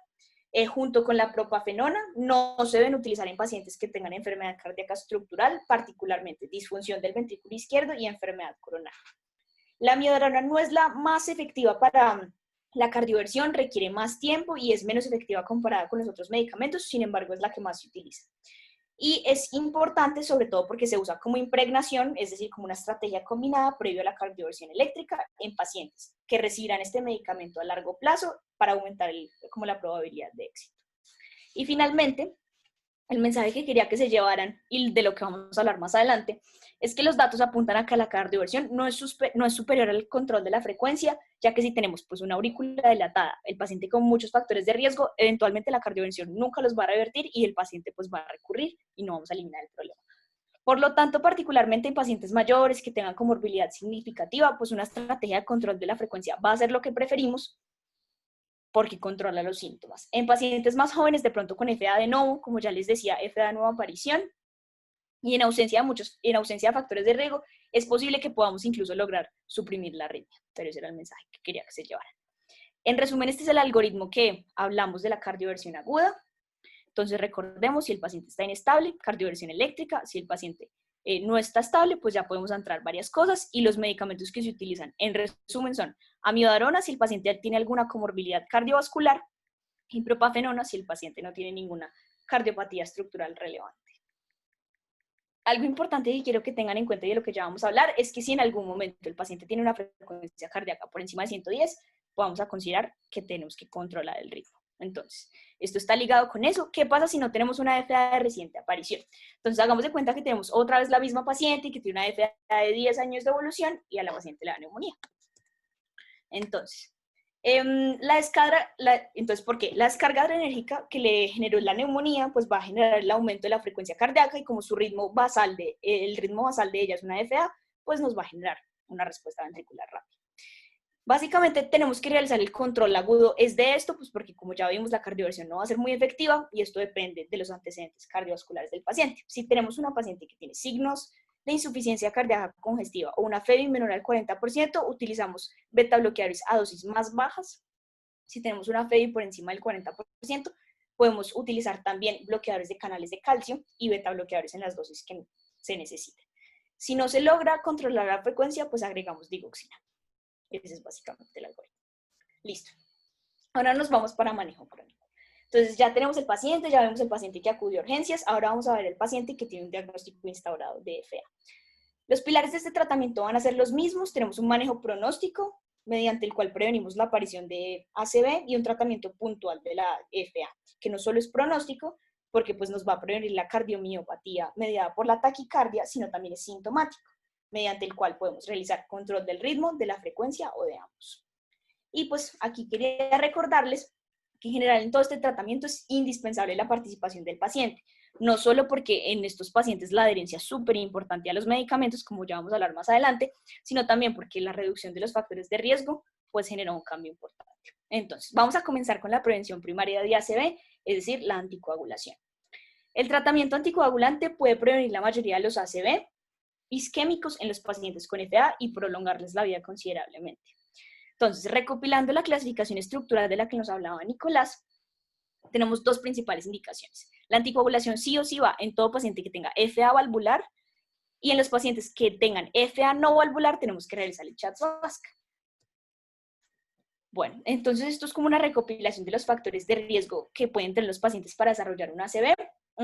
Quiero que miren principalmente los que tienen 2 puntos, la edad mayor a 75 años y el antecedente previo de una IT o de una ACV. Y pues con este puntaje vamos a definir si iniciamos anticoagulación o no. Entonces, los pacientes que tengan más de un factor de riesgo tienen que ser mujeres 1. Entonces, los hombres que tengan 1 y las mujeres que tengan más de 2, iniciamos anticoagulación sin pensarlo. Los hombres que tengan 0 y mujeres 1, no tenemos que iniciar, pero el limbo está como en estos pacientes que tienen, en los hombres que tienen 1 y en las mujeres que tienen 2. Las guías no son muy claras. Por ejemplo, podemos observar que el riesgo con un factor de riesgo no es significativamente mayor al que no tiene ningún factor de riesgo. Sin embargo, la decisión depende del médico. Mi recomendación es que individualicemos al paciente e identifiquemos los factores de riesgo. Estos son los que más riesgo generan a pesar de que tienen solo un punto. Entonces, de pronto, si el paciente tiene alguno de estos, pues enviarle anticoagulante. Pero es decisión del médico, decisión de las contraindicaciones que pueda tener el paciente y esas cosas. Y por último, todos sabemos que la preocupación principal con el uso de los agentes anticoagulantes es el sangrado, y pues tenemos varias escalas para medirlo. La que más deben conocer todos ustedes es el Hasbled. Muchas veces los factores de riesgo se superponen, entonces un paciente que va a necesitar anticoagulación también nos va a dar un Hasbled alto. Lo importante es que incluso si tenemos un Hasbled alto de 9, esto nunca nos va a contraindicar la decisión de anticoagular. Entonces, pues chévere que lo identificamos, que lo tengamos en cuenta, pero no nos va a cambiar el manejo. Bueno. Ahora bien, ¿con qué anticoagular? Nuevamente retomamos la clasificación estructural. Todo paciente que tenga una FA valvular debe recibir warfarina. La dosis, pues los invito a revisar la charla anticoagulantes que dieron unos compañeros hace un mes, sin embargo, pues para que recopilemos lo importante. La dosis, antes se hablaba de que era entre 2,5 y 5, sin embargo, tenemos ahora protocolos que están ajustados para la edad, pues son un poco, se están utilizando cada vez más. El objetivo terapéutico está entre 2 y 3 del INR. El uso de este medicamento tiene ciertas ventajas y tiene ciertas dificultades. La principal ventaja es que es un medicamento ampliamente estudiado, entonces por lo tanto como que tenemos buena conciencia de qué genera y de pronto ver afectado, tiene un bajo costo y es ampliamente disponible. Y otra ventaja súper importante es que puede utilizarse y titularse de acuerdo a la función renal, a la edad y a otras medicaciones del paciente. Sin embargo, tiene diferentes desventajas y dificultades, y es que tiene mayor tasa de sangrado que los demás, tiene mayor susceptibilidad como a combinarse con efectos de la dieta, con otros fármacos, incluso tiene muchos polimorfismos genéticos que lo alteran y pues tiene una variabilidad considerable dependiendo de la flora bacteriana. Entonces, por lo tanto, sí ha intentado estudiar más cosas cada vez más, pero con FA valvular, pues lo único que está indicado es la warfarina. Bueno, ¿con qué anticoagular a los de FA no valvular? Para estos pacientes sí podemos utilizar los DOACs, los nuevos anticoagulantes orales. Suelen ser más convenientes, no requieren de una monitorización rutinaria como si lo requiere la warfarina, tienen mucha menor susceptibilidad a interacciones dietarias y medicamentosas, generan menos riesgo de osteoporosis, y la evidencia nos ha demostrado que son superiores o por lo menos no inferiores, en este caso, a la warfarina. Estos son los DOACs, como para que lo recuerden. Tenemos los inhibidores del factor 10A y tenemos los inhibidores directos de la trombina. Sin embargo, algo que tenemos que tener como en cuenta es que la mayoría de estos pacientes tienen excreción renal en mayor o menor medida. Por lo tanto, todos deben ajustarse y la mayoría están contraindicados en ciertos estadios de acuerdo como a la tasa de filtración glomerular. Por otro lado, también se encuentran contraindicados en ciertos estadios del Child-Pugh. Ya les voy a contar. Entonces, estas son como las características generales. Lo que más podemos resaltar, o lo que considero yo que es lo más importante, es que miren que el rivaroxaban se tiene que dar con la comida. Acá podemos ver que todos tienen excreción renal en menor medida, otros en mayor medida. En esta tabla podemos ver cuáles son los ajustes a su dosis. Acá les dejo la dosis para que la revisen después. Y esta tabla también es para mostrarles pues que miren que la mayoría están contraindicados en ciertos estadios del Child-Pugh, entonces algo para considerar a la hora de mandar cualquier medicamento. Bueno, esta es una tabla que les resume en qué situaciones debemos elegir cierto medicamento, que puede ser lo más difícil de utilizar DOACs, y es elegir cuál mandar. No existen ningún estudio ni algo que nos hable que algún DOACs es superior a los demás. Sin embargo, como por sus características, podemos ver cuál utilizamos en cierta ocasión. Entonces, el que menos tiene ajuste renal, miren que el que menos tiene excreción renal es el apixaban, por eso es el que preferimos cuando tenemos un paciente con enfermedad renal crónica. Sin embargo, todo paciente que tenga una tasa de filtración glomerular menor a 15, de una se va con warfarina. Pacientes que tienen un alto riesgo de sangrado, podemos considerar utilizar mejor edoxaban. En pacientes que han tenido un síndrome coronario agudo, podemos considerar utilizar rivaroxaban o apixaban, y en general, pues estas son las cosas que tenemos que tener en cuenta. Y esta es una tabla para que comparen directamente los DOACs con la warfarina como a modo de resumen. También la encuentran en la presentación para que la miren más adelante si quieren. Bueno, ahora bien, existen muchos pacientes que tienen un alto riesgo de ACV isquémico que deben ser tratados con anticoagulante como a largo plazo. Sin embargo, esta terapia pues, puede representar para ellos un alto riesgo de sangrado o simplemente es inconveniente.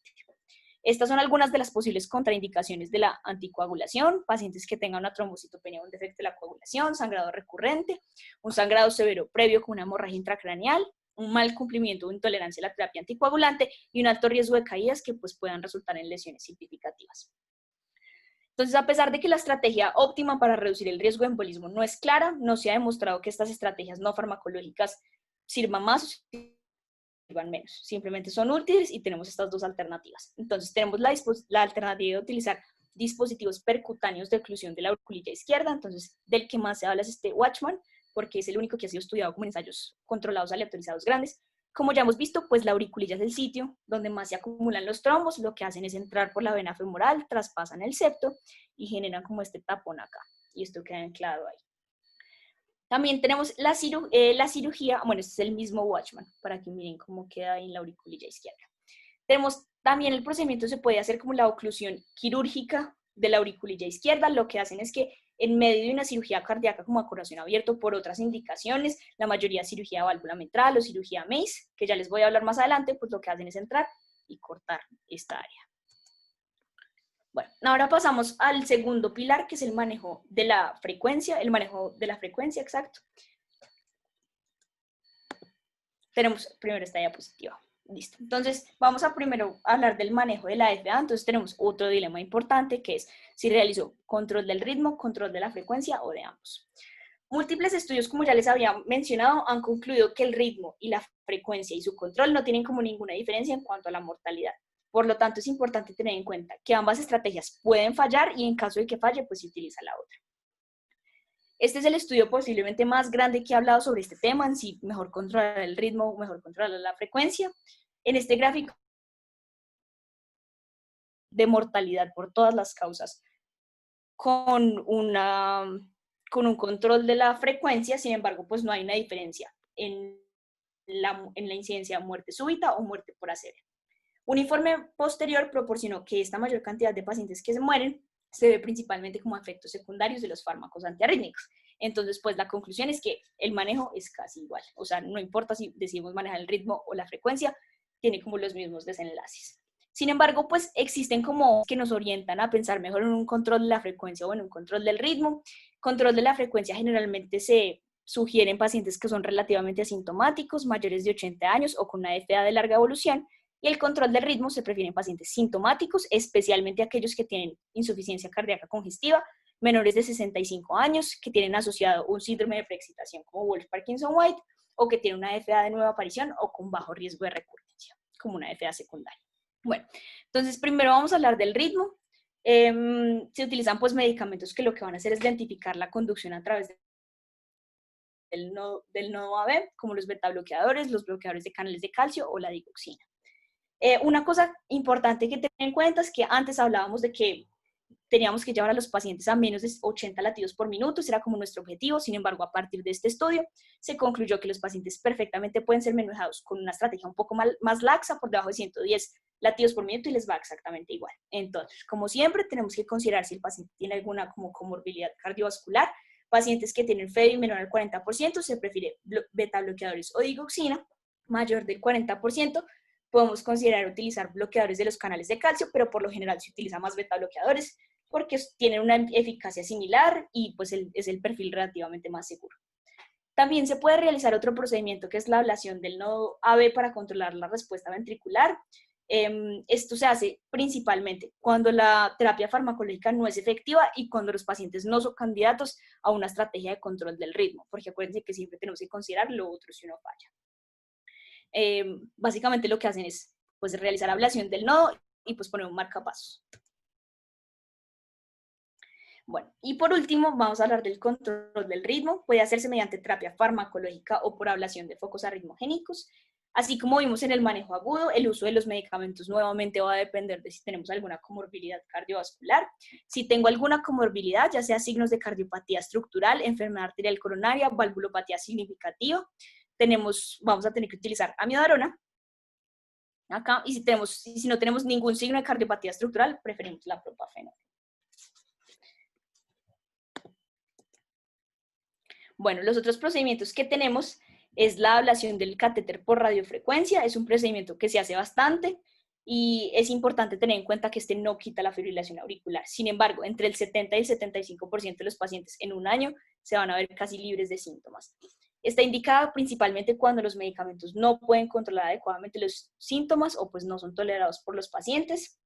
Y se puede hacer en casos de FA paroxística como en casos de FA larga data, sino que tiene que evaluarse principalmente pues, si los focos arritmogénicos siguen localizados.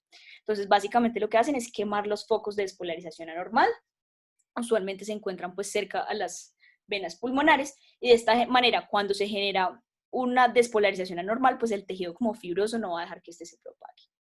Y por último, tenemos la ablación quirúrgica o el procedimiento de Mace.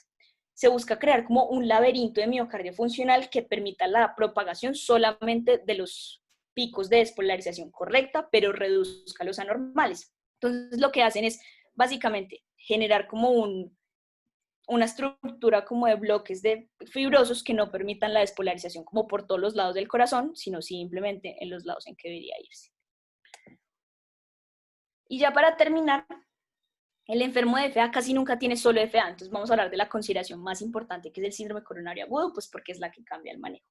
Entonces, anteriormente los pacientes que tenían FA y que cursaban con síndrome coronario agudo con requerimiento de terapia antiagregante dual y anticoagulante, se les dejaba la terapia triple.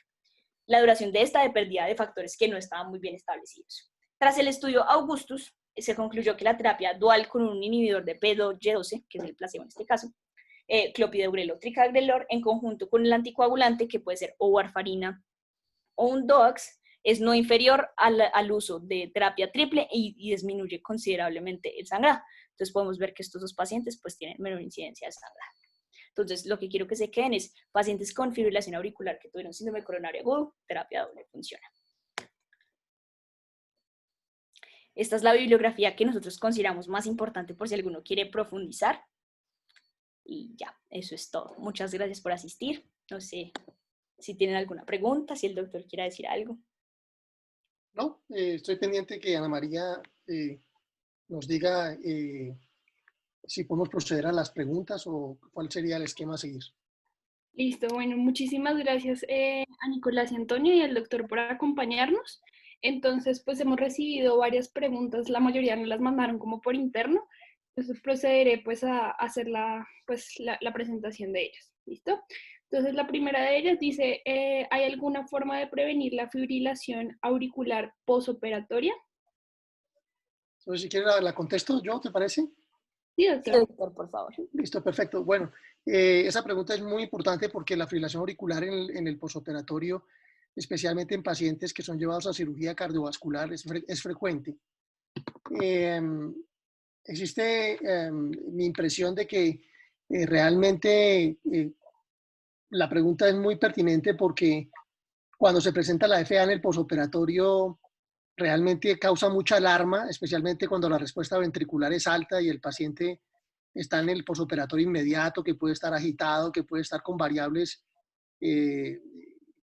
gasométricas o gasimétricas de gasto cardíaco disminuido y tener otras variables también que impactan el funcionamiento cardiovascular. Entonces, digamos que la FA en el posoperatorio, entre comillas, es más bullosa, es más dramática y la gente, y los intensivistas y los cirujanos y la gente que trabaja en cuidado intensivo no quiere verla. Yo creo que la pregunta, vuelvo a decir, es interesante porque uno no debe esperar a que la FA pues, aparezca en el posoperatorio, porque realmente las intervenciones son sobre el control de la respuesta ventricular y o cardioversión en caso de que haya colapso. Entonces, yo diría que la FA posoperatoria debe considerarse en la cirugía cardiovascular y en otras cirugías. Pero independiente de cuál cirugía sea, y especialmente en la cardiovascular, pues uno debe prevenir la aparición de la fibrilación auricular. Hay esquemas de tratamiento farmacológico que se han dado con antiarrítmicos preoperatorios, principalmente con beta bloqueadores y o con amiodarona, o los dos, uno o los dos, con el fin de un mes antes de la cirugía impregnar al paciente y reducir ese riesgo. Esas estrategias, no conozco un estudio que tenga un número grande, pero en mi experiencia personal han sido interesantemente satisfactorias. Y si no pensamos en el tratamiento preoperatorio, lo que más importante para un internista es cómo prepara un paciente de estos, o para un cardiólogo, o para un médico, asistente, cualquiera, cómo prepara un paciente de estos para la cirugía, para evitar esa fibrilación auricular.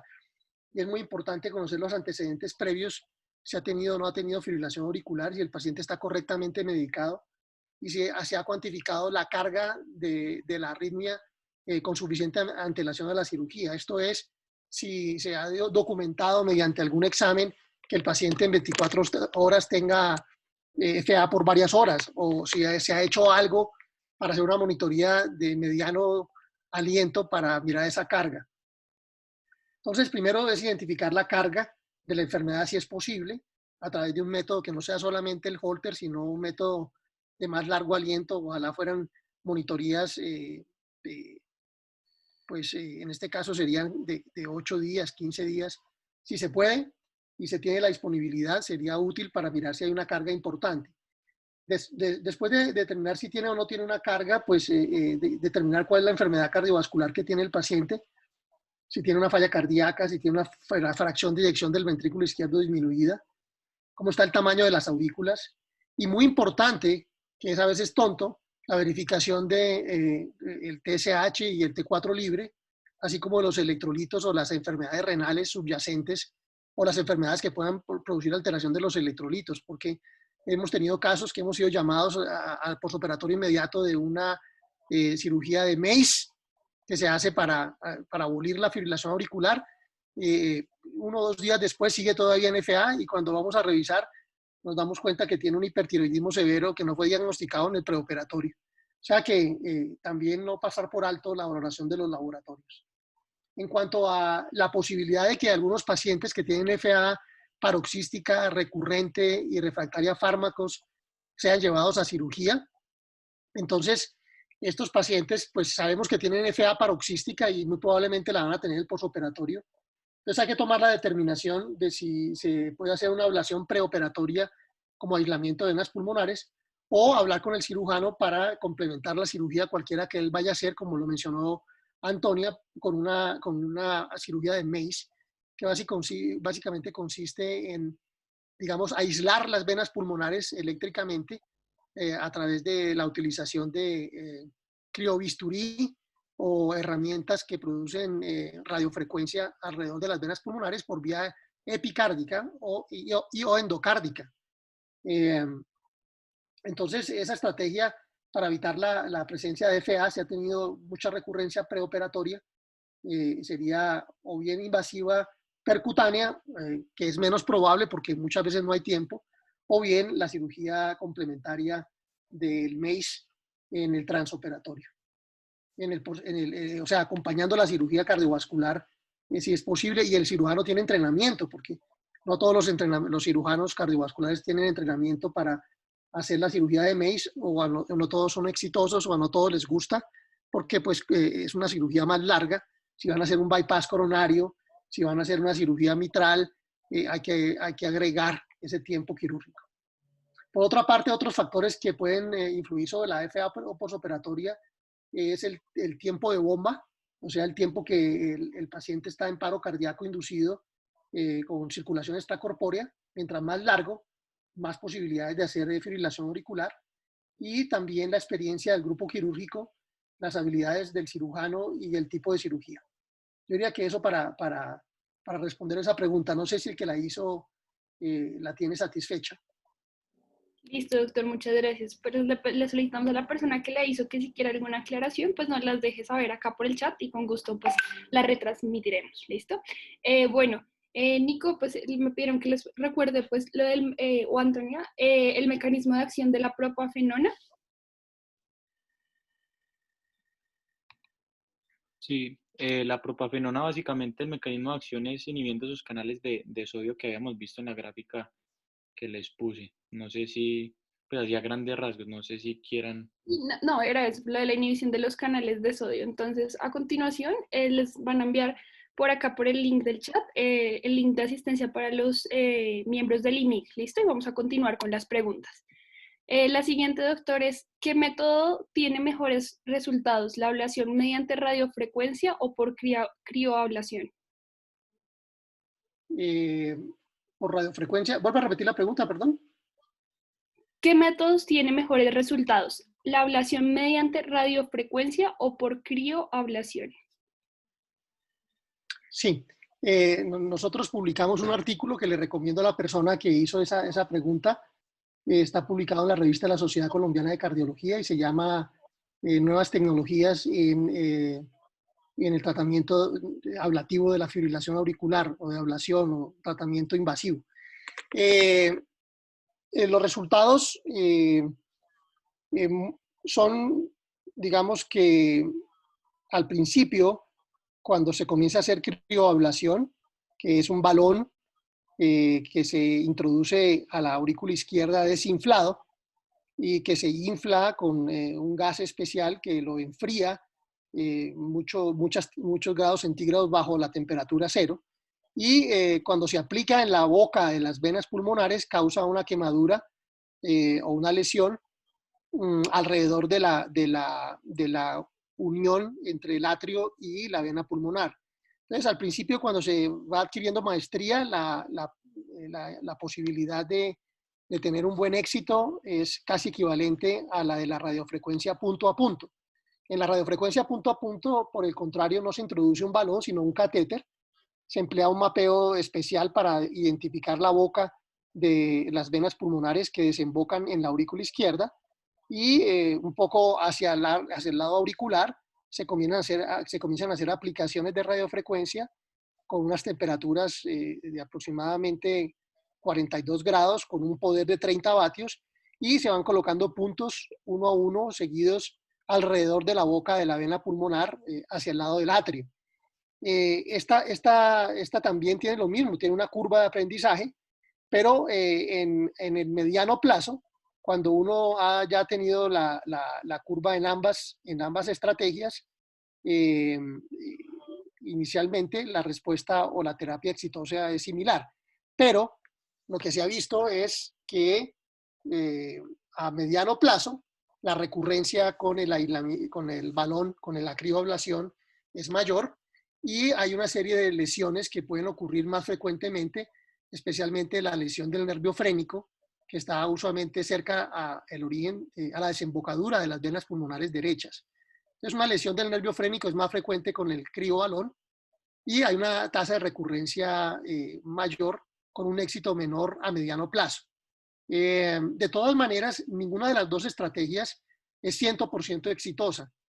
Se han hecho estudios en donde se utiliza el balón inicialmente y se retoca también posteriormente, se saca el balón y se retocan ciertos puntos de la zona donde se puso el balón con radiofrecuencia punto a punto. O lo contrario, se puede hacer radiofrecuencia punto a punto y luego hacer un balón. Los que hacemos ablación por radiofrecuencia, en mi caso, yo no hago balón, yo hago casi desde 2004, las primeras publicaciones son nuestras. También aparece la publicación en la revista de la Sociedad Colombiana de Cardiología del año 2004, hace 16 años, por octubre estábamos haciendo los primeros casos en la ciudad de Manizales. Mi experiencia es con radiofrecuencia punto a punto y digo yo que esa experiencia tiene un rendimiento terapéutico inicial que puede ser del 60, 70, 75%, digamos un 80% también en ese rango, pero hay una recurrencia que hace que el éxito a mediano y largo plazo sea del 55, 60%. Entonces se requiere a veces más de un procedimiento de ablación con la radiofrecuencia punto a punto y a veces se requiere complementar la ablación con crioablación, con balón, con radiofrecuencia punto a punto. Esa sería como la respuesta. Listo, doctor. Muchísimas gracias. La siguiente pregunta que nos hacen es ¿qué medidas de monitoreo, intervención se deben garantizar o tener en cuenta en un paciente con inestabilidad hemodinámica y cardioversión fallida? Entonces, a ver si la entendí. Un segundito. ¿Qué medidas de monitoreo o intervención se deben garantizar o tener en cuenta en un paciente con inestabilidad hemodinámica y cardioversión fallida? Sí, esa es la pregunta, ¿cierto? Sí, señor. Entonces, bueno, todo paciente que uno va a llevar a cardioversión, pues tiene que tener una monitoría básica en un ambiente hospitalario o en un sitio donde se tenga disponibilidad de intubar al paciente y hacer reanimación cardiopulmonar avanzada. Las medidas de monitoreo pues deben contemplar las medidas de monitoría electrocardiográfica continua, tener la saturación de oxígeno pues, permanente, tener todas las herramientas para intubación orotraqueal y básicamente sí, tener todas las garantías para una reanimación avanzada en caso de que el paciente se colapse después de la cardioversión. Cuando un paciente tiene una cardioversión fallida y hay inestabilidad hemodinámica, es un problema grave porque usualmente si estamos hablando de fibrilación auricular y no logra uno poner al paciente ritmo sinusal, pues tiene que emplear varias estrategias, ¿no? Una estrategia es mirar los parches, como está dando la cardioversión. Mientras más gordo el paciente, con tórax más ancho, hay que emplear voltajes mucho mayores porque la impedancia torácica se aumenta.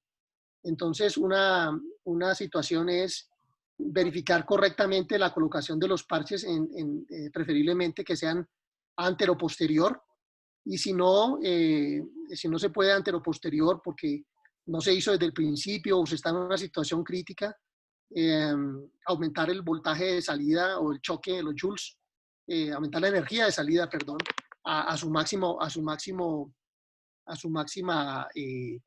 potencia.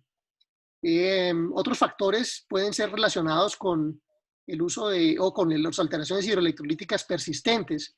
Si un paciente está en una hipocalemia severa y está haciendo arritmias y uno lo está cardiovirtiendo, es posible que lo que haya que, además de la cardioversión, hacer es corregir el medio ambiente hidroelectrolítico para mejorar la eficacia, ¿no?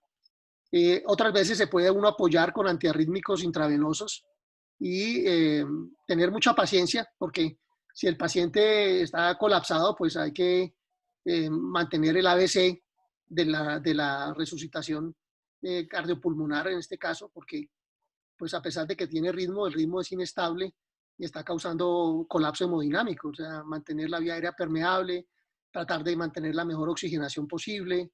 Eso sería básicamente como lo que yo podría decir, pero no sé, estoy un poquito como pensando que hay algo que se me puede haber quedado en el colador que de pronto la persona que hizo la pregunta está pensando, porque en fibrilación auricular uno aumenta el número de joules hasta 360 y yo he llegado a dar 8 o 9 choques para tratar de sacar un paciente, pero aún así el paciente puede permanecer en fibrilación auricular inusualmente y uno no lograr sacarlo, en cuyo caso habrá que buscar otras alternativas de control. Por ejemplo, una ablación del nodo AB en condición aguda podría rescatar al paciente de una crisis de este tipo, pero es muy inusual. Tal vez lo hemos hecho en unos pocos casos, una cosa yo recuerdo 1 o 2 casos, de pasar un cable por la pierna, por la femoral, y quemarle el nodo AB y dejarle el cable metido como para estimular el ventrículo por una FA incontrolada, ¿sí? Porque yo pienso que estamos hablando de FA y esa sería como la arritmia y no estamos hablando de FB, fibrilación y taquicardia ventricular. Eso es, no sé si respondí la pregunta. Listo, gracias, doctor. Igual, nuevamente le pedimos a la persona que realizó la pregunta, si quiere alguna aclaración o algo que no se tocó, pues que nos escriba nuevamente. Doctor, paciente con hipotiroidismo y fibrilación auricular concomitante, ¿tiene como contraindicación el uso de amiodarona? Esta es una excelente pregunta porque es muy frecuente y el hipotiroidismo, pues saben ustedes como amantes de la medicina interna, que aparece a medida que uno envejece. A medida que aumenta la edad, el riesgo de hipotiroidismo se hace mayor y pues el hipotiroidismo lo hay desde subclínico, cuando los niveles de TSH a duras penas están por encima del valor normal, hasta 10 unidades de TSH,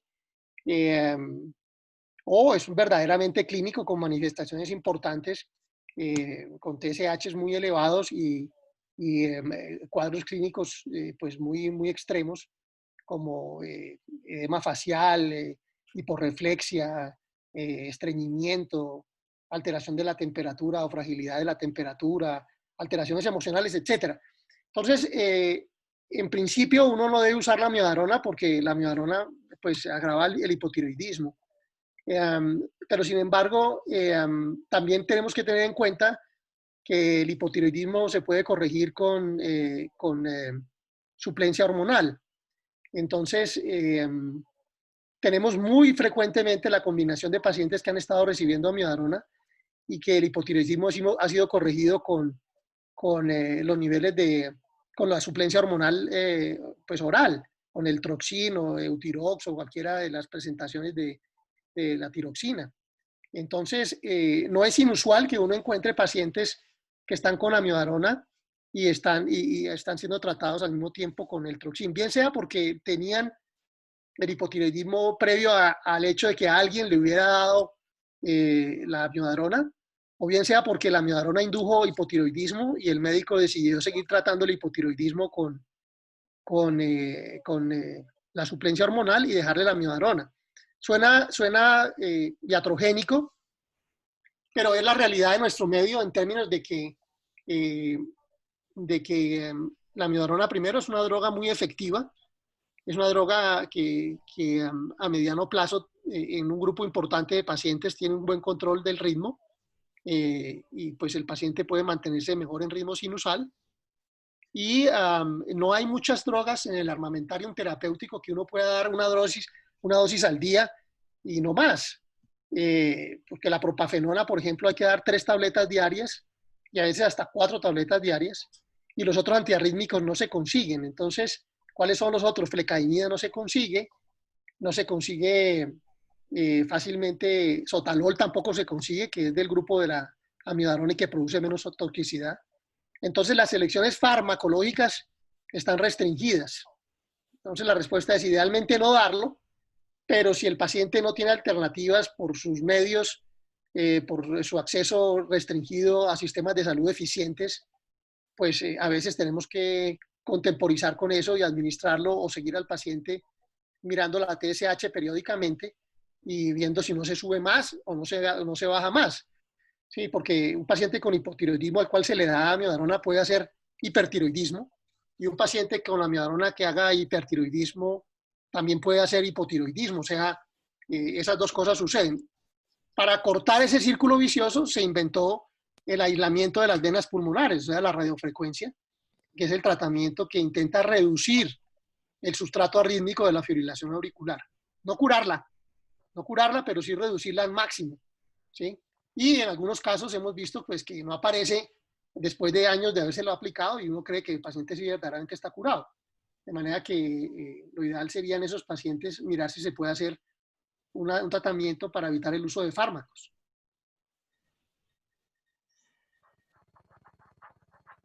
Doctor, muchas gracias. La siguiente pregunta es, ¿qué beta bloqueador es el más utilizado en el control de la frecuencia a largo plazo y por qué? Sí, pues nosotros utilizamos más frecuentemente el metoprolol succinato, porque pues, el succinato tiene una acción más duradera, de hasta 24 horas, y tiene un tiempo de acción más, pues, lógicamente prolongado, con unos niveles sanguíneos que son más duraderos y eso permite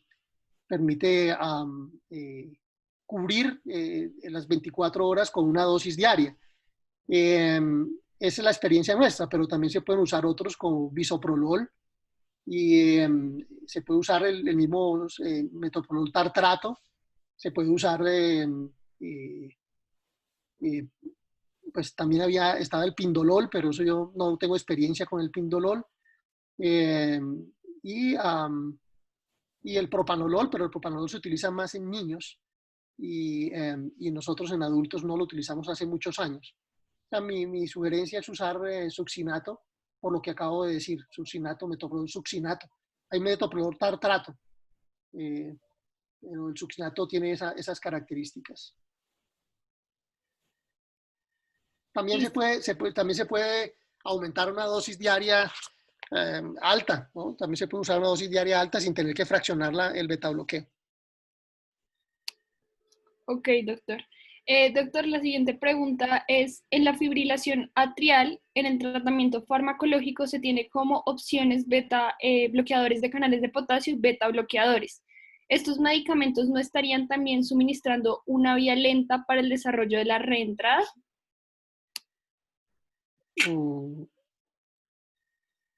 Vuelvo a repetir, o sea, que esto es en fibrilación auricular y la pregunta es, se tiene la opción de bloqueadores de canales de potasio y beta bloqueadores, ¿cierto? Los bloqueadores de canales de potasio, ya lo dijimos, pues estaría la amiodarona, básicamente, ¿cierto? Y los beta bloqueadores. No estarían también suministrando una vía lenta para el desarrollo de la reentrada.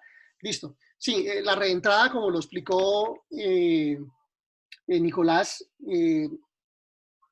es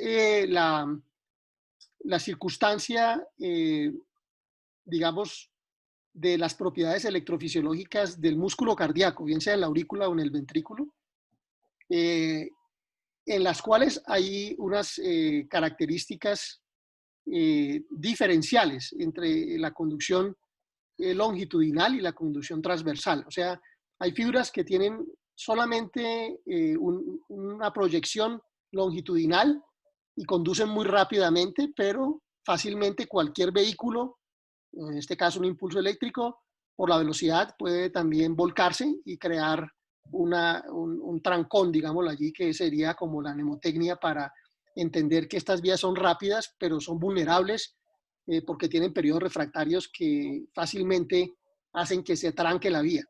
Hay otras vías, otras fibras musculares que pueden ser anexas, cercanas a esta otra, en donde por el contrario tienen una capacidad de conducción hacia adelante, anterógrada, no tan buena como las anteriores, y tienen también vías colaterales o laterales que les producen o que tienen la virtud de generar una conducción eléctrica hacia adelante, pero también esa velocidad de conducción es relativamente menor y les permiten tolerar más, tener más tiempo para hacerse refractaria. O sea, es más difícil hacerla refractaria.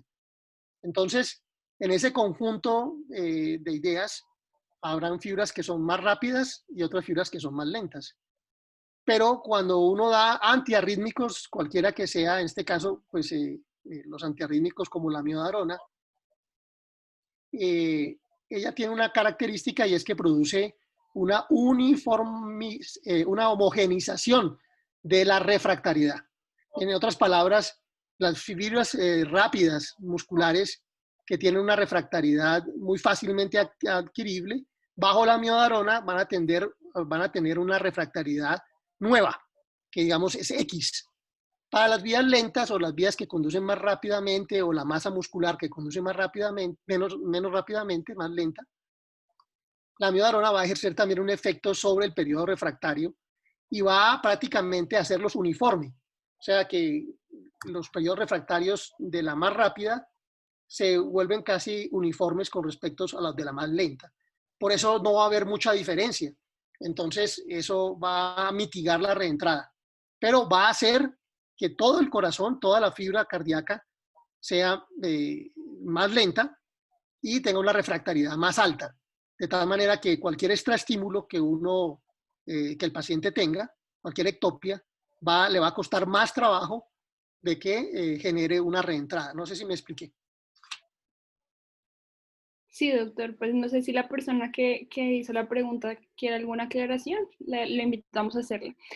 Pues bueno, en realidad tenemos un montón de preguntas, pues yo creo que lo que podemos hacer es también hacérselas llegar al doctor después y pues con Nicolás y Antonia solucionarlas, porque en realidad nos han hecho preguntas pues bastante interesantes que no queremos que se queden ahí, pero pues entre todos decidimos que queremos hacerle esta para terminar, doctor, pues para agradecerle su participación y pues creo que es la persona idónea para resolver esta pregunta. Dice, en pacientes con diagnóstico de fibrilación auricular de novo, se recomienda hacer tamización de SAOS con polisomnografía, teniendo en cuenta el impacto de esta enfermedad sobre la fibrilación auricular.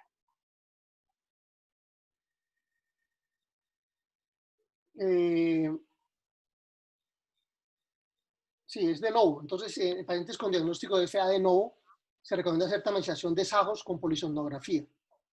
Entonces, lo primero es que existe una relación biunívoca. Cuando uno mira la población de pacientes con fibrilación auricular, independientes de si son son de novo, si son paroxísticos, si son persistentes o permanentes, digamos que hasta un 50% de la población de fibrilación auricular tiene SAOS, tiene apnea obstructiva del sueño, ya así solamente.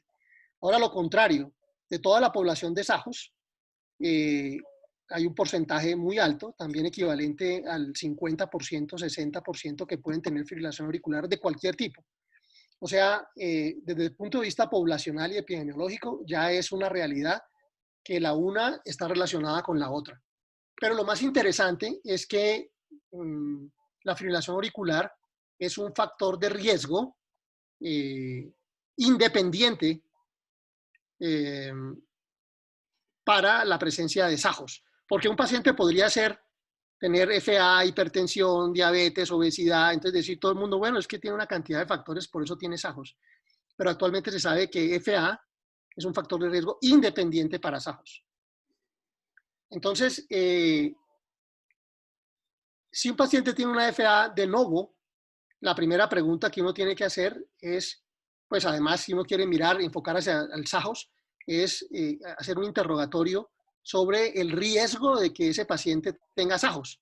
Si tengo FA paroxística, lo primero es mirar desde el punto de vista clínico qué posibilidad tiene este paciente de tener una apnea obstructiva. Entonces existen unos cuestionarios de aplicación clínica fáciles. El uno es el cuestionario de STOP-BANG, que es un acrónimo para diferentes variables clínicas y morfológicas del paciente, y si el paciente tiene un puntaje de más de 5, la probabilidad del riesgo de SAJOS es muy alta.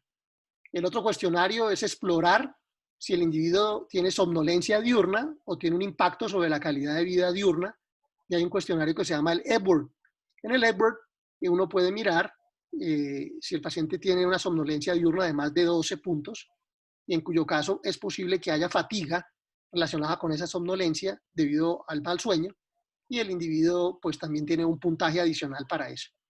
Luego uno debe mirar los rasgos morfológicos del paciente, porque hay características morfológicas como el cuello grueso, la lengua grande, la boca pequeña, el paladar ojival, ojeras cuando el individuo va a la consulta, el tipo de patrón respiratorio, obesidad, pues básicamente hay unos criterios morfológicos externos que uno puede decir este paciente tiene también unos criterios morfológicos para sufrir de apnea obstructiva del sueño. Y finalmente con esos criterios, pues uno tiene, como dicen allí, tiene uno que comprobar ese diagnóstico. Tengo una impresión clínica, tengo un examen físico que favorece eso, tengo un interrogatorio porque ya le pregunté cómo era el sueño, o sea, si tiene somnolencia diurna, si ronca, si el ronquido es presenciado, eso está en los cuestionarios, y le puedo mandar un examen que no necesariamente es la polisomnografía. Actualmente existen métodos de diagnóstico que no requieren mandar al paciente a un laboratorio de sueño para hacer el diagnóstico de una apnea obstructiva. Existen los métodos que se llaman Home Sleep Apnea Test o pruebas de sueño en casa. Nosotros tenemos experiencia con el sistema WatchPad, que está basado en tonometría arterial periférica. El paciente lo puede llevar a la casa, se lo coloca en la casa, tiene una sonda neumoóptica que se ajusta en el dedo. Esta mide la variable de la tonometría arterial periférica, el cambio de volumen pulsátil del dedo, y a través de esto, esta sonda que está conectada a un reloj de pulso grande, que es una especie de pequeño computador, se puede mirar la saturación, se pueden mirar los episodios de apnea asociados a la vasoconstricción periférica, se puede cuantificar el sueño REM, se puede cuantificar el sueño no REM, se puede cuantificar los despertares, se puede calificar la intensidad del ronquido, y se pueden hacer los índices respiratorios de la apnea obstructiva del sueño, el IAH, índice de apnea e hipopnea, el índice de distrés o de disturbio respiratorio, el índice de saturación de oxígeno, el nivel de saturación de oxígeno mínimo, máximo y promedio, y todas estas relaciones se pueden obtener con estos aparatos de monitoreo en casa.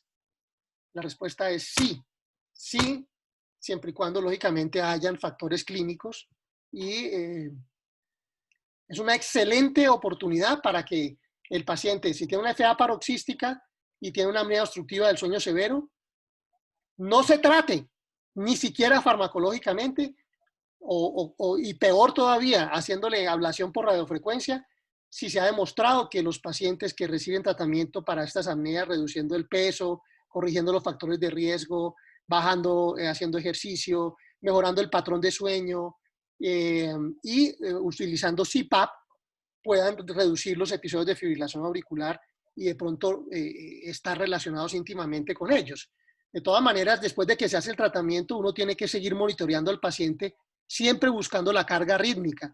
Cualquier intervención que hagamos sobre el paciente tenemos que objetivizarla, pero no la estamos haciendo porque la gente no emplea los monitores implantables, inyectables o monitores de eventos que pueden permitir la monitoría de un paciente latido a latido durante 3 años. Entonces, si un paciente tiene un paroxismo de FA y tiene apnea obstructiva del sueño, yo le pongo un monitor, lo mando a que se ponga el CPAP y yo veo la carga rítmica, si esto lo está disminuyendo o no. Si no lo está disminuyendo, le doy fármacos y si no, lo llevo a ablación. Listo, doctor. Muchísimas gracias. Entonces, pues las preguntas que quedaron pues pendientes las recopilaremos y pues les haremos llegar en su momento la respuesta. Muchas gracias a Nicolás y Antonio y doctor, nuevamente muchísimas gracias a usted por acompañarnos. A los que se quedaron al final, les tenemos una invitación muy especial. La próxima charla no va a ser el jueves en nuestro horario habitual, sino va a ser el viernes. Va a ser una actividad que se está haciendo que se llama Interimix, en la que participamos 12 IMIX de toda Colombia y hacemos una charla lunes y viernes. A él le corresponde a cada IMIX. Nuestro turno es el próximo viernes. Va a ser de manejo de falla cardíaca aguda en urgencias, entonces los esperamos a todos. Y pues doctor, muchísimas gracias por su participación. Es un placer y muchas gracias a ustedes. Doctor, muchas gracias. Gracias Antonia, gracias Nicolás, a todos los demás. Hasta luego. Luego.